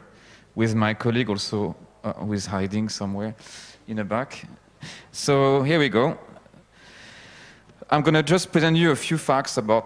our program, some highlights about DCD, also our faculty members, so you know us a little bit. You can, see us around and you know who works where. Our program, also what you can do once you graduate, what kind of career you can go for. And of course, at the end, we have a little Q&A with two of my students, my top class students over there, very, very tired, year 4, they work all day, all night. And we also have an alumni online, one of our top alumni who will join us for the talk. So first of all, our program is almost 20 years old, soon. It started in 2004. Actually, when I started working, I was 24 in that program. That was in 2007. Some people have been here longer than me. But basically, we started in 2004. Our first batch graduated in 2008, so that's quite a long time ago. We had a lot of graduates since then. In 2012, we changed the name of our program to be Digital Communication Design. So it's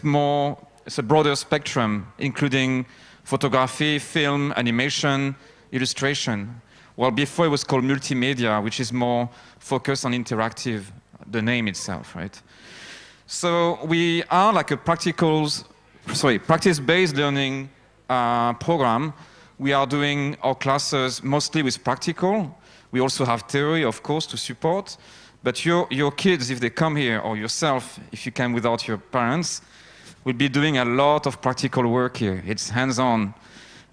photography, drawing, all of that, okay? We also have, when you are in your final year, just before that, you will be doing an internship. So you have to go work for, I think now we change, it should be around 2 months, if I'm correct. 90 days, could you tell me, Ajahn Shirley? Yeah, 90 days, so that's a long period of time where you will be working in a company. So some of our students work in a video production company or filmmaking company. Some other work in animation studio. So you can take your time, and that's maybe one of the key aspects of our program, because once you come out from that, technically you're already on the market. So you should be able to work. So yeah, this program was really designed to respond to the demand from studios to hire people who can speak English and can do animation. And if it's your case, animation or film or illustration, you are at the right place, okay? So what is SUIC? So most of the time when you think of SUIC, you think of SU. If you think of SU, usually we think of this Italian master named Ajahn Silapa Bilassi, if I say it correctly. Fine art. So often Silapakon is really connected to fine art. That was the original faculty.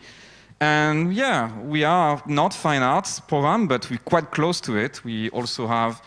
art foundation courses. So we really have a root with this. And we really think that these days it's not only about design and art, it's also about society, social consciousness. So whatever you do it for others as well, and for yourself, of course. But you need to think to try to help improve the environment or the society when you do your art. It doesn't matter what part of the spectrum you are. I'm not going to talk about that today. Okay? So, I'll give you an example of what's happening. First of all, this campus is really, I think in my opinion, and it's humble, I'm French, so it's really in the best part of town. For this field, digital communication design, I mean, you have the best library just nearby. We're going to give you a membership, by the way, once you come here, where you have all the best books available on any topic, from psychology to design to illustration to photography. So usually I take my students there. They don't always love going there, but it's part of the class, you know, you have to do some research.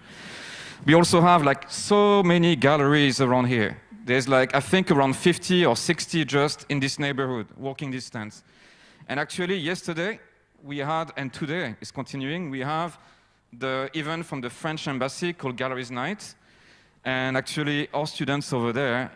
is the official photographer for that event. So we often partner with events happening around here. In my case, I work a lot with, I'm a video animator / photographer. So I work a lot with different type of events, and we had a street art event in 2016 and 2013, and our students were part of it. They were helping famous artists doing their work, doing projection, helping them understanding or like going around. So they were assistant to artists. So every time there's a big event, I try to sneak in and bring the students with me. So it's a really good experience. Everybody is happy about it. The French embassy call me all the time when they need students, or they could have slaves, you could say that way. No, it's a joke, of course not. But they want like people to help them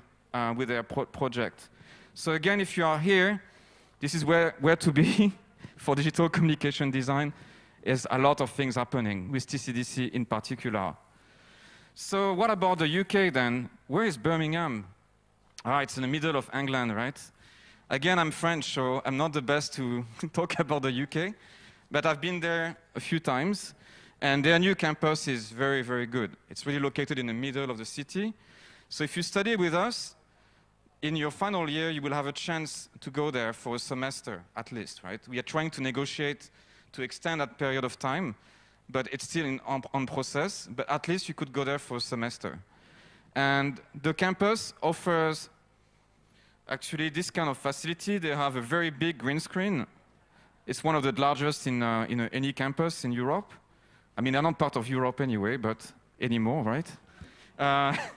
They have a Milo as well, you see here. This tool is what they use in Hollywood to create, actually it's used on Star Wars as well, that type of tool. It's like a camera controlled by a computer. They also have darkroom, they have printing facilities, and quite a good photo studio, which I hope I can replicate here at one point. And what else we have? Oh, I think we have a video. It's better that let it talk for me, so can have a look. Welcome to Birmingham City University's School of Visual Communication, a creative skill set centre of excellence that is dedicated to design and the development of creative talent.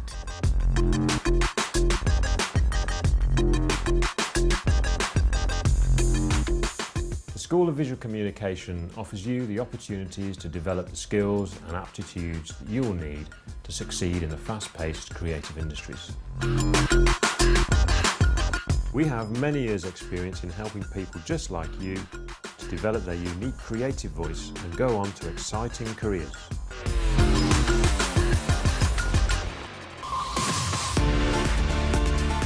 As an illustrator, you need to capture the balance between what you've seen and what you imagine. Quentin Blake. I've always loved illustration. From Quentin Blake to Stanley, and now I'm actually doing it in dedicated studios on professional projects with industry standard instruction. Our tutors give us a professional focus and the latest insights in visualising stories commercially, from traditional advertisement to interactive digital comics. One of the most important things that I took from university were the talks, symposiums and tutorials with famous illustrators, which really helped me on my way to becoming an illustrator. I can see my own style growing within my work. It's developing an authority that really gets the message over. We use our industry knowledge and academic resources to help our students become creative problem solvers, turning their talent into expertise.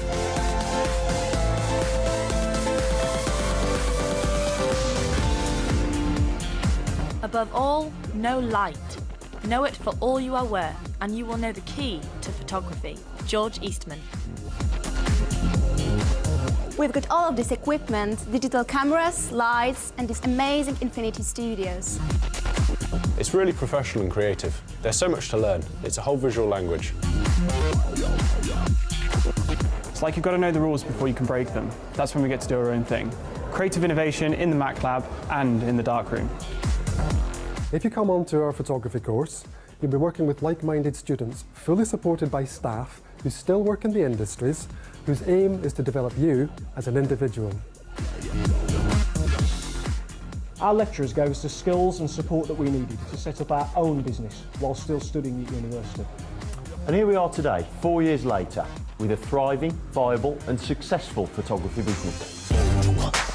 To design is to communicate clearly by whatever means you can control or master. Milton Glaser. Branding is about value-driven communications, which we are learning how to shape through intelligent design. Brand design is not just a logo, it's a creative experience. I really enjoy working as a designer, and I'm looking forward to earning a living within the industry. Words and images have many meanings, but so do their typefaces. We collaborate in a team on user experience design. The industry is changing daily, and we're focused on finding state-of-the-art solutions to memorable, integrated campaigns. Through quality design solutions, we inform and influence worldview, ultimately enhancing people's lives. Visual communication provided me with the opportunity to explore different areas of graphic communication, eventually leading me to start my own creative agency. Almost 5 years into that, we're now employing from the course. Pick up a camera, shoot something, put your name on it as director. Now you're a director. James Cameron. I am inside Britain's biggest permanent green screen studio, and this is Milo Rig. I'm working with professional technicians to create my stop frame animation. We have access to industry standard software, but we're encouraged to go beyond the programs. For example, I'm working with projection mapping to take my work off the screen and into an environment. I get a lot of support from my peers and tutors, which makes a great environment to work in. With industry tutors, state-of-the-art resources and an emphasis on highly creative innovation, our students produce award-winning film and animation.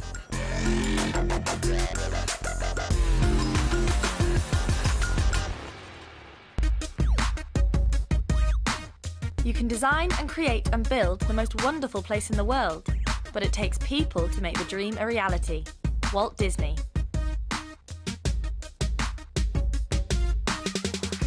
We're making real experiences for the audience, like artistic installations, music, film, TV, gigs, and even giant puppet shows. We have our workshop, our own placemaker creations, talented technicians to help us, and lots of equipment. Our students gain placements from across the entertainment industry, including live briefs from prestigious venues and tourist attractions like Madame Tussauds. The Shell is an experimental performance studio where we showcase our work to a live audience. The course is unique, teaching the principles of spatial, figurative and performance design, allowing students to define their own practice. Birmingham City University's School of Visual Communication, a creative skill set centre of excellence that is dedicated to design and the development of creative talent. Apply now. All right. So, hope you enjoy the show. Okay, I will introduce you my colleagues first, and one of them will come on stage in a minute. So first is my boss, who is sitting in front row, Dr. Shirley, with the actual, I don't know if your position is still the same, I think it changed. But she's really the one that makes this happen in this program, make sure everything is working. My other colleague who is helping me, she's over there. Her name is Katie, or Ploy, or Ajahn Ketsirin. She's now the DCD coordinator with me. And in my case, I'm the DCD coordinator, and I work with the year 4 mostly. I'm taking care with BCU as well about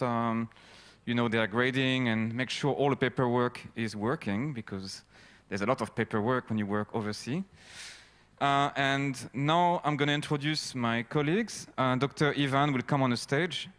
Please come here, if you don't mind. Thank you, Jean-Gabriel. Could you tell us your experience? Oh, maybe I should introduce my colleague first. What do you think? For sure, yes. Okay, well, let's improvise. That's what we do. In the back, very far away, hiding, there is Ajahn. Oh, she's over there. Ajahn Koi, Ajahn Nampasakon. Dr. Supanida is also in the back, not hiding. She's standing up. Dr. Volapoj, I think today is not coming, but is here in spirit, probably online. It's coming, okay. Oh, yes. And we have, of course, Dr. Ivan, who is here. Ajahn Jip also. Ivan, sorry. Ivan or Ivan? Ivan. Yeah. He's from Canada as well, so. Ajahn Jip is not here. She's online, I think. And Ajahn Nina, of course, in the back, hiding. She changed her hair color, so you're not going to recognize her. All right, Ivan, could you tell us your experience as a teacher here? He's been here for a year now. In a nutshell, actually, earlier today we spoke about hotel management, right? And we went to luxury brand management. So what better way to promote these industries than through digital communication design? I think this program is perfectly designed, no pun intended, to promote every event, every situation, a human communication situation. So I've observed that through teaching mainly 2 courses this last semester called infographics, or the interpretation of image and text, and also a course called music video production. In fact, I really enjoyed the previous video. There was some good music in it as well. Okay. Personally, I'm also a sound designer, musician and composer, but I'm very interested in visual arts and graphic communication. So I think this environment here, from my experience and observation as a lecturer, is absolutely great for students to really explore, think outside the box, push the boundaries of imagination and creativity, like is intended when you step into the real world. So here is, it was mentioned earlier, is the place to make mistakes, right? You experiment, you Don't learn. Don't make too many mistakes, but Not make too some. many. But it's the place to really learn and engage and explore various possibilities and interpret the world you live in, and share that with your friends, with your family, with your peers at school. And also what's very important here is the possibility to discuss your work amongst peers, your classmates, because that's where you learn most, probably, not even from us lecturers, but doing the projects yourself, hands-on, communication design, using the techniques with computer software that is now abundant. There's so many tools available today, it's almost impossible not to design. But here at least you have the environment and the right place, the amazing staff that will guide you through the process of learning about the theory. But as was mentioned earlier in that video from our partner BCU, that in fact it's also about breaking these rules, thinking outside the box, using your imagination and creativity to be part of this great world we're in, especially during a pandemic and this new situation. And I must say, even in a hybrid learning environment or online, it is possible to think outside the box. Yeah, for online it was a bit difficult, you can imagine, but we had really good students who really managed to do their work online. And now we teach hybrid here, so some students are still online and some are coming on campus, and we try to deliver for both of them. So all right. Thank you very much Thank for you so the much, opportunity. Dr. Ivan. It will come back for the Q&A as well. All right, so actually this is something, I should step back a little bit, I guess. We have two plans, Plan A and Plan B. There's no Plan C yet. Plan A and Plan B. So Plan A was a traditional way of doing your degree in 4 years, but we also have a Plan B now, which allows you to do your degree in 3 years. So I think all these things are a bit hard to read on this screen. It's inside your bag, I think, that people give you, or if you're online, you can of course find this on our website as well. Give you all the details of what you will be learning in the next 3 years. So actually behind you, there are a lot of first-year students. You can also talk with them if you're not too sure what's the right choice. So that's something we've been doing since last batch of students. So some of them will graduate in 3 years from now. Lucky them. But if you work faster, what happens is it's the same amount of classes, but you can say goodbye to your summer holidays because you're going to be studying during summer. So if you are hardworking, if you want to complete your degree on time and go out of the university quick, that's an option we give you. And I think it's quite popular right now. The only thing about this also is if you know exactly what you want to be, you are an illustrator, that's what you want to be. You are a photographer, that's what you want to be. If you go for this plan, you start first semester doing photography or illustration or animation. Well, if we go for the Plan A, it will take a year. So the first year will be foundation, so you learn a bit of everything. And then you will specialize on year 2, okay? So that's actually, for some people, we interview students sometimes, they lack many things, they're not too sure. If you're okay with it, you can do your degree in 4 years. It's not mean that you are a bad student or anything, it's good too. But if you know for sure what you want to do, and you don't want to waste time, you can do your degree in 3 years, basically, okay? So that's a new option we have. And basically the third year here is the same than the fourth year here, the same subject. The last year is your degree with Birmingham, so we do the grading together with BCU teachers. It's actually their course, and we teachers here are advisor for the students, and they are having quite a good time right now, I guess, those two over there. Right? Yeah, okay. It's quite tough, the first semester. It will be better after, don't worry. I move on a little bit. Now we talk about the important part, the money, right? So, actually the Plan A, so if I'm correct, the Plan A is the 4 years, right? It's a little bit more expensive, a bit more. So if you want to save money, you can do your degree in 3 years as well. So that's the thing. Again, those numbers are available on your booklet or on internet, so you can have a look at it a bit later. So as you see, when you are in year 4, you have semester 1, semester 2, right? When you are if you do your Plan B, you will have semester 1, semester 2, and then no summer holiday. It means you're going to be studying during summer. Mostly like classes about theory during that time, or language, or like business, stuff like that. Which basically, I'm going to go now to the 3 routes that we offer you. So I think if you are interested about this program, you probably know that there's one part that you're more interested than the other. We have a very popular animation and moving image route, graphic illustration and interactive. So we combine them together because I think today, if you only do like traditional illustration, it's not very, very good when you can sell your work online. So we think it's important that you do both digital illustration, but of course also hands-on on paper, with paint, with watercolor, etc.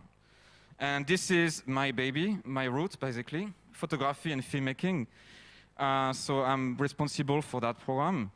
And this one, I combine photography and filmmaking together because I believe that both actually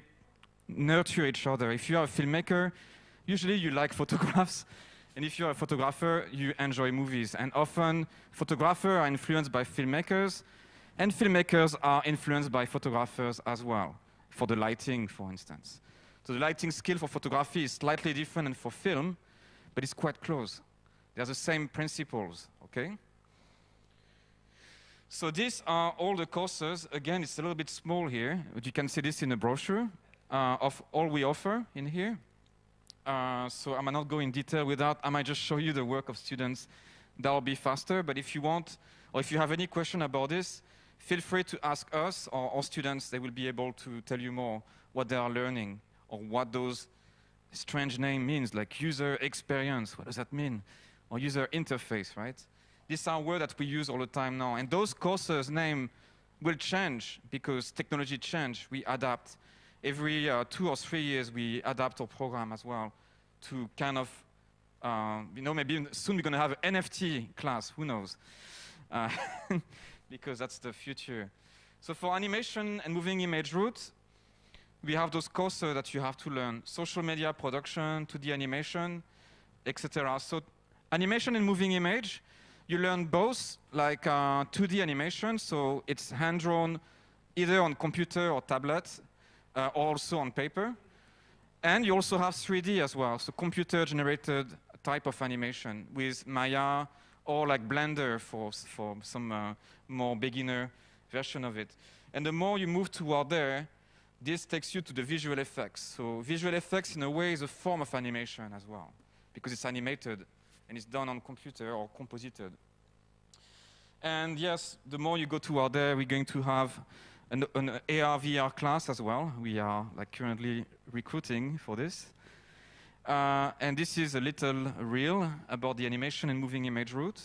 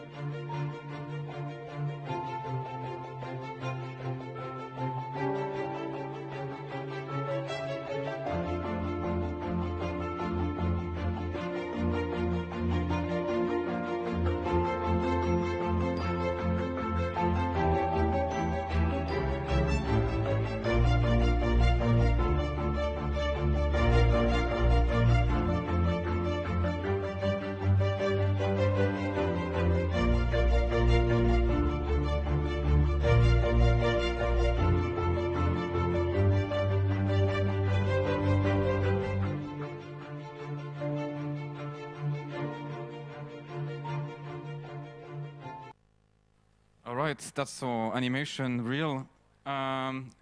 these are all the amazing career you can do. Again, I will insist that don't forget, if you study with us, everything is in English, right? So when you graduate, you can actually target, I would say, a little bit higher. Don't be scared of going in a higher field. Because many companies here actually are like animating companies that are speaking English in the office. And that's where you should be working. I'm not saying that Thai companies are bad. There are really good Thai filmmaking companies as well. But they have a lot of people who speak Thai already, who are really good. Where you have an edge is that you can speak English, you can go work overseas, or work for more international companies in Thailand or outside as well, okay? Keep this in mind because you have a more potential, I would say, to go abroad than maybe local animators or filmmakers. Take an edge, right? And these are the jobs you could do in animating. CGI specialist, character rigger. So in the animation industry, it's a very specialized field. So we try to teach you everything. But at the end, when you start working, you're going to have to narrow down and specialize on one thing, doing like water animation or shadows or working on texture or character design. Okay, so many of, like 2 weeks ago, we had one of our alumni that came. He specialized on shading. That's his main job. And he's really good at it, and he gets paid very well as well. Okay? He works on Batman when he was in the US. Actually in Canada, in Vancouver, right? That's where all the American films are made now. Who makes movies in Hollywood anymore, right? So these are some of our alumni, actually. Well, I'm going to step back. The most famous one is this guy. He was our first batch, and he's famous for doing the character design for Edge of Tomorrow. The monsters you see in that film, that's his work. So really, really big. And yeah, he moved to USA, and also he came back as a teacher here as well. He graduated from Ginomon, which is one of the top schools, after he went to study with us. Yes. And this is Jojo, and I'll try to remember the nickname, who is also in the US. So many of them went overseas. We used to work for Disney, and then she moved to work for LinkedIn, doing like motion graphics for them. And that's one of my favorite students who is in France right now. She chose the best place on earth to be. She's in Paris. And you know for which company she worked for? You might not know this company, Illumination, but they are famous for one thing that all Thai people love, the Minions. Yes. So she worked for them. Their office is in Paris, right? Okay. She went to study in France after she graduated to develop her animating skills as well. And from there, she started working. She went to Annecy. There's one of the top animation schools there, Gobelin, where actually she picked up a job at Illumination right away after. So again, it's a stepping stone as well. If you come to study with us, you can go overseas, if you try. If you stay home, then it's okay. It's no problem. Thailand is a nice place to live. I'm here, right? So we have also some people that are in Thailand. This guy works for M2. He's a background designer. M2 is a top animation company, one of our partners for DigiCon 6 we organized last summer. And also Neil Obon, who works for Grammy right now. So they all have different type of jobs in animation. It can range from very complex CGI or like shading to like motion graphics or stuff like that. Or like sometimes just doing the background in films, okay? No, okay, that's another popular route, the graphic illustration. This one we incorporate with interactive, so that's a new route, hybrid you could call it. We love the word hybrid, right? So sequential art, it's comic books, so we try to also include more technical aspects, like a digital aspect of making illustration, but also we really encourage, and you can see behind, and they really enjoy it. Those prints over there, they are handmade. So they're doing that as well in a class because I think it's important for everyone to do also stay away from your screen a little bit sometimes, right? Especially from Instagram. And this is the aerial.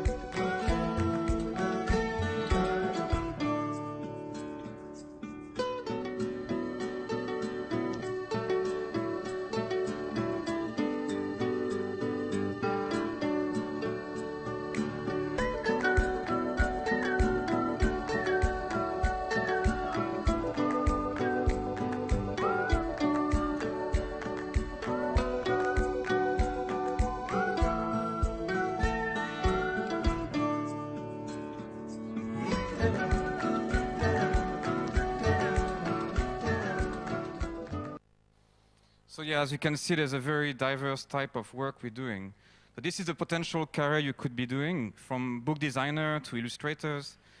There's so many potential careers. There's a high demand for that. Everywhere needs illustration, right? So that's a market that's for sure not going to disappear anytime soon. And it's not going to be an AI to replace you for that one. So these are our alumni, and actually the last one over there will be live with us, Tisha Khan, quite one of our popular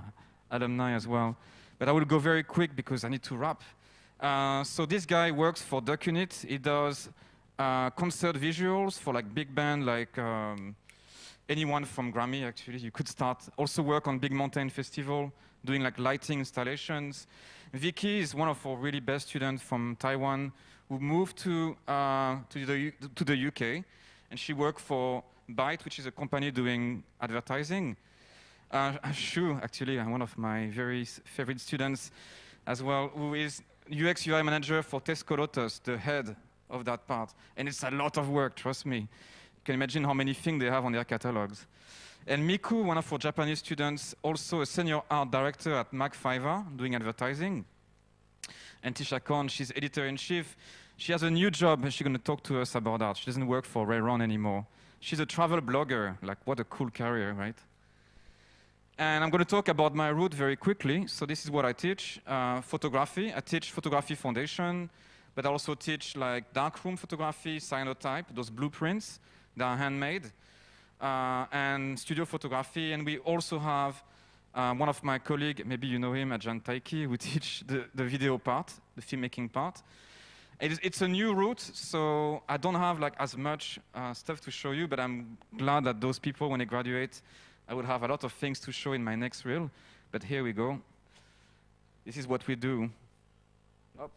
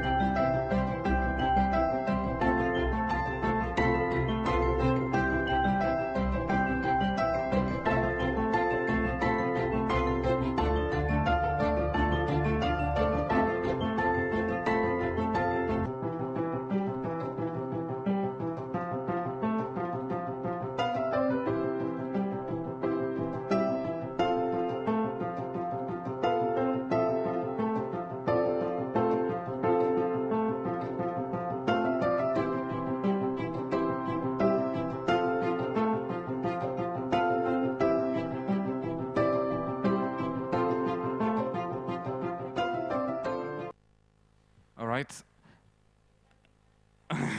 Okay. So there's all this type of career you can do, but they will be talking about it soon, so I might skip that part. But yeah, if you work in there, there's so many jobs in photography and film industry. There's also a lot of work going on in there, so you shouldn't be jobless unless you really try hard. So these are some of our alumni, actually. They're not really graduate from the film and photography route, but they were doing animation and they become filmmakers. So they were doing films, but they couldn't do it before. Now, many of them are in the film industry. We got Vilot, who did some works for Hello Filmmaker. He did some music video for 25th Hours, The Richmond Toy, Vera. Happy Watt used to work for the best company called Phenomena for advertising, award-winning, all of that. Ken Canet is one of our photographers who really focus on fashion. She's really popular for her very bright look in her pictures. This is like Zhongshai is also working for Roof, doing a mix of video and visual effects. And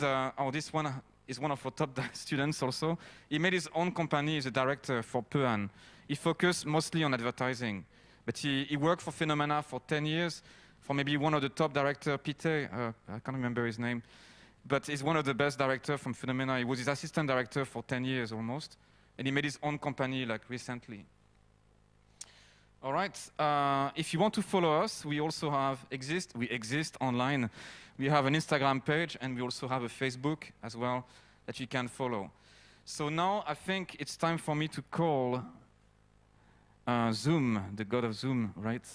Tisha Khan, are you here? I feel like I'm talking in a church or something. Anyway, I'm going to also bring my current students. Could you come on the stage, please? Feung and Sandy, of course. And Dr. Ivan, would you want to join us? I'm sure you have some good questions to ask. Maybe come on my side. Hello, Bom. How are you? I'm good. How are you? Good morning. Actually, I met Bom last night at Galleries Night. It was very strange. So what a surprise. It was quite surreal. Okay. So who should I talk to first? What do you think? It's a hard choice. Bom, could you just tell us about you a little bit? What you're doing now? Okay, so right now, actually, because my career changed quite a bit since the last time we saw each other. But you mean yesterday? So right now, pardon? You mean yesterday? Yo. Before that. All right. So right now I run a community space in Ekamai, and basically I'm a GM, so I do everything. And from running social media, from doing events, from doing videos, I do everything basically. So that's what I am right now. But before that, I was a travel journalist for, actually, I think it was 8 years, because I started when I started my study with you guys. I was working and was studying at the same time. She was skipping some classes to go abroad. Yeah, that was me. Sorry. On the tuk-tuk, you went from, you do the tuk-tuk run, right? From south of India to the north, right? Yeah, we with did two that. other girls, two other alumni. Two other alumni. And we filmed it as well. So we basically, it was a three-person team, and we did everything. So, because we, I mean, we learn it from the same place, so we know what to do, you know? So, yeah, it was quite an interesting time. Okay. What do you guys think about that? Did you have some experience like this to share also with us? You mean skipping class, or? Well, not like that. I mean, any experience like traveling and also doing some work a bit? Yes, we did that in year 1, I think. I think it was the photography project when we went to Hua Hin all together. Okay. And we went to take photos of monkeys and birds and trees and yeah. Okay. Ivan, do you have something you could help me with? Well, actually thinking of this context, yeah, what is the most memorable learning experience that you've had here at SUIC in terms of the context or activity or project? What is something that you can take from here and you think you'll use in the future? Well, me personally, I think that the most memorable experiences have to do with just sharing it with the professors and the friends in general. I feel like I started off here with not knowing how to use a computer, basically. All I knew what to do was just to draw. All I knew what I wanted to do was to draw. But now I can actually do quite a bit of graphic design here and there, and also do illustrating, and actually become a freelance artist. So that's one of the things I'm most grateful for. Yeah, for me, I think I got a lot of chance to know other people in this field, because like before I just like I am in the photography and film route, and I basically take photos, but that's all. But our teachers and professors encourage us to submit our works to competitions and talks to some practitioners like real filmmakers and photographers, and I think that's the kind of thing that really helpful for the future career for me. Bom, do you want to share something? Yeah, no, I agree with that actually, because we get our hands on everything in terms of medias and stuff. And when people ask, would you recommend going to Silapagon? And I was like, yeah, because like, to be honest, some subject that I found really hard, I still have that skills still. And I get to use it in different type of jobs. And even if I'm not good at it, I know some of my friends in the class that would be really good, so I can reach out to them. And yeah, I would say it did get me far, this far.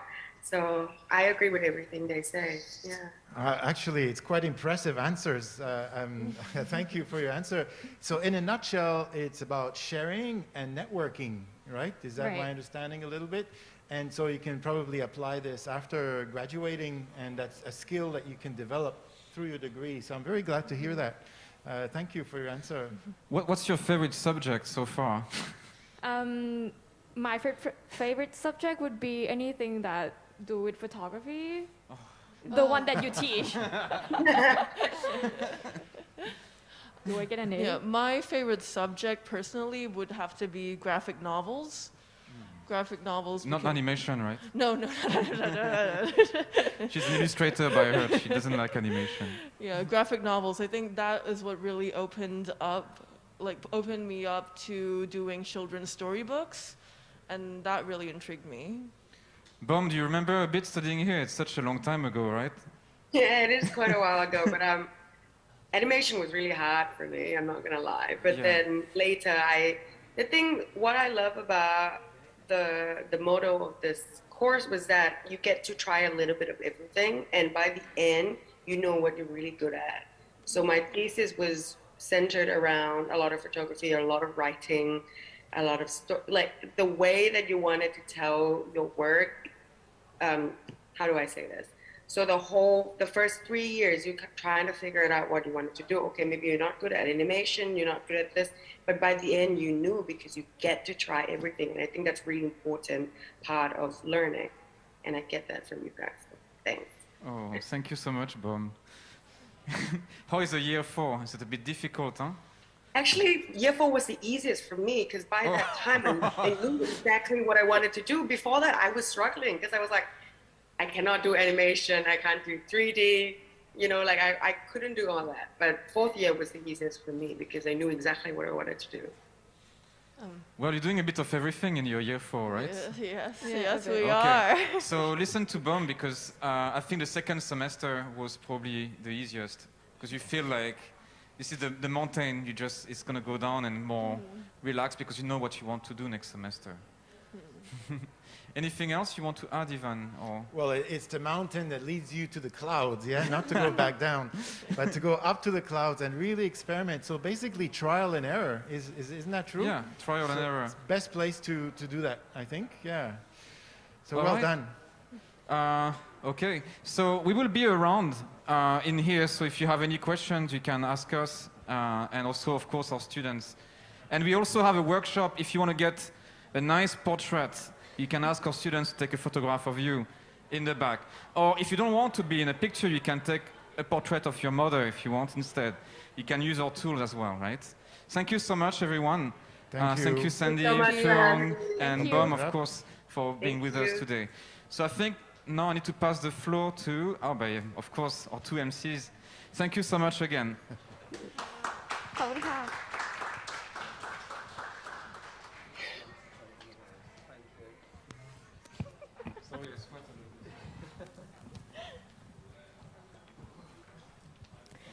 Okay, thank you very much, Ajahn Gabriel and Dr. Ivan,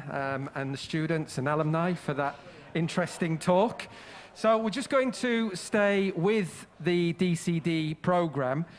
because we'd like to announce the winner of a competition that DCD have been running recently. This was for DCD's Mascot Design Creative Identity Competition, and the winner with the prize of, it's not bad, 5,000 baht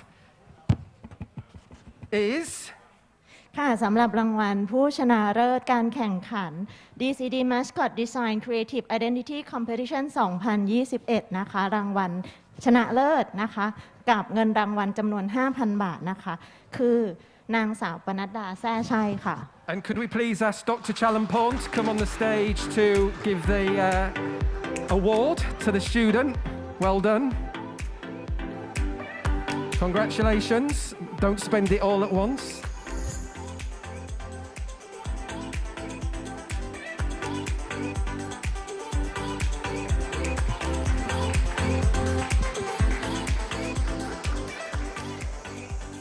And we would also like to award the first runner-up of 2,500 baht. รางวัลที่2ค่ะกับจำนวนเงินรางวัลจำนวน 2,500 บาทนะคะคุณนุชธีราศรีวดุลเชิญค่ะ Well done. ยินดีด้วยค่ะ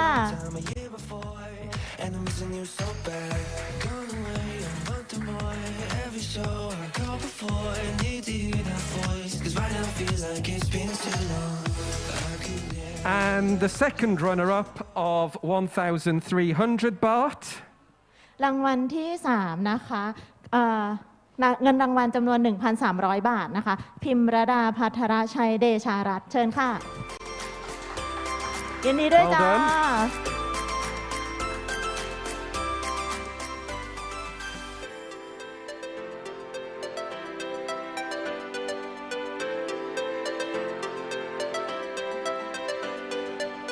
And finally, there are 3 honourable mentions for the DCD mascot competition at 500 baht each.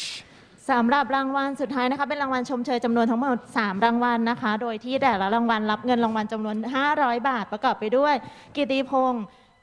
เงาวัฒนประทีปเชิญครับ Well done. ยินดีด้วยค่ะ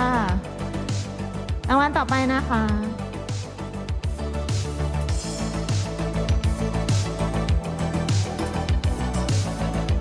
ค่ะพิชยพิมลเจริญพัฒนมงคลค่ะ เชิญค่ะยินดีด้วยนะคะ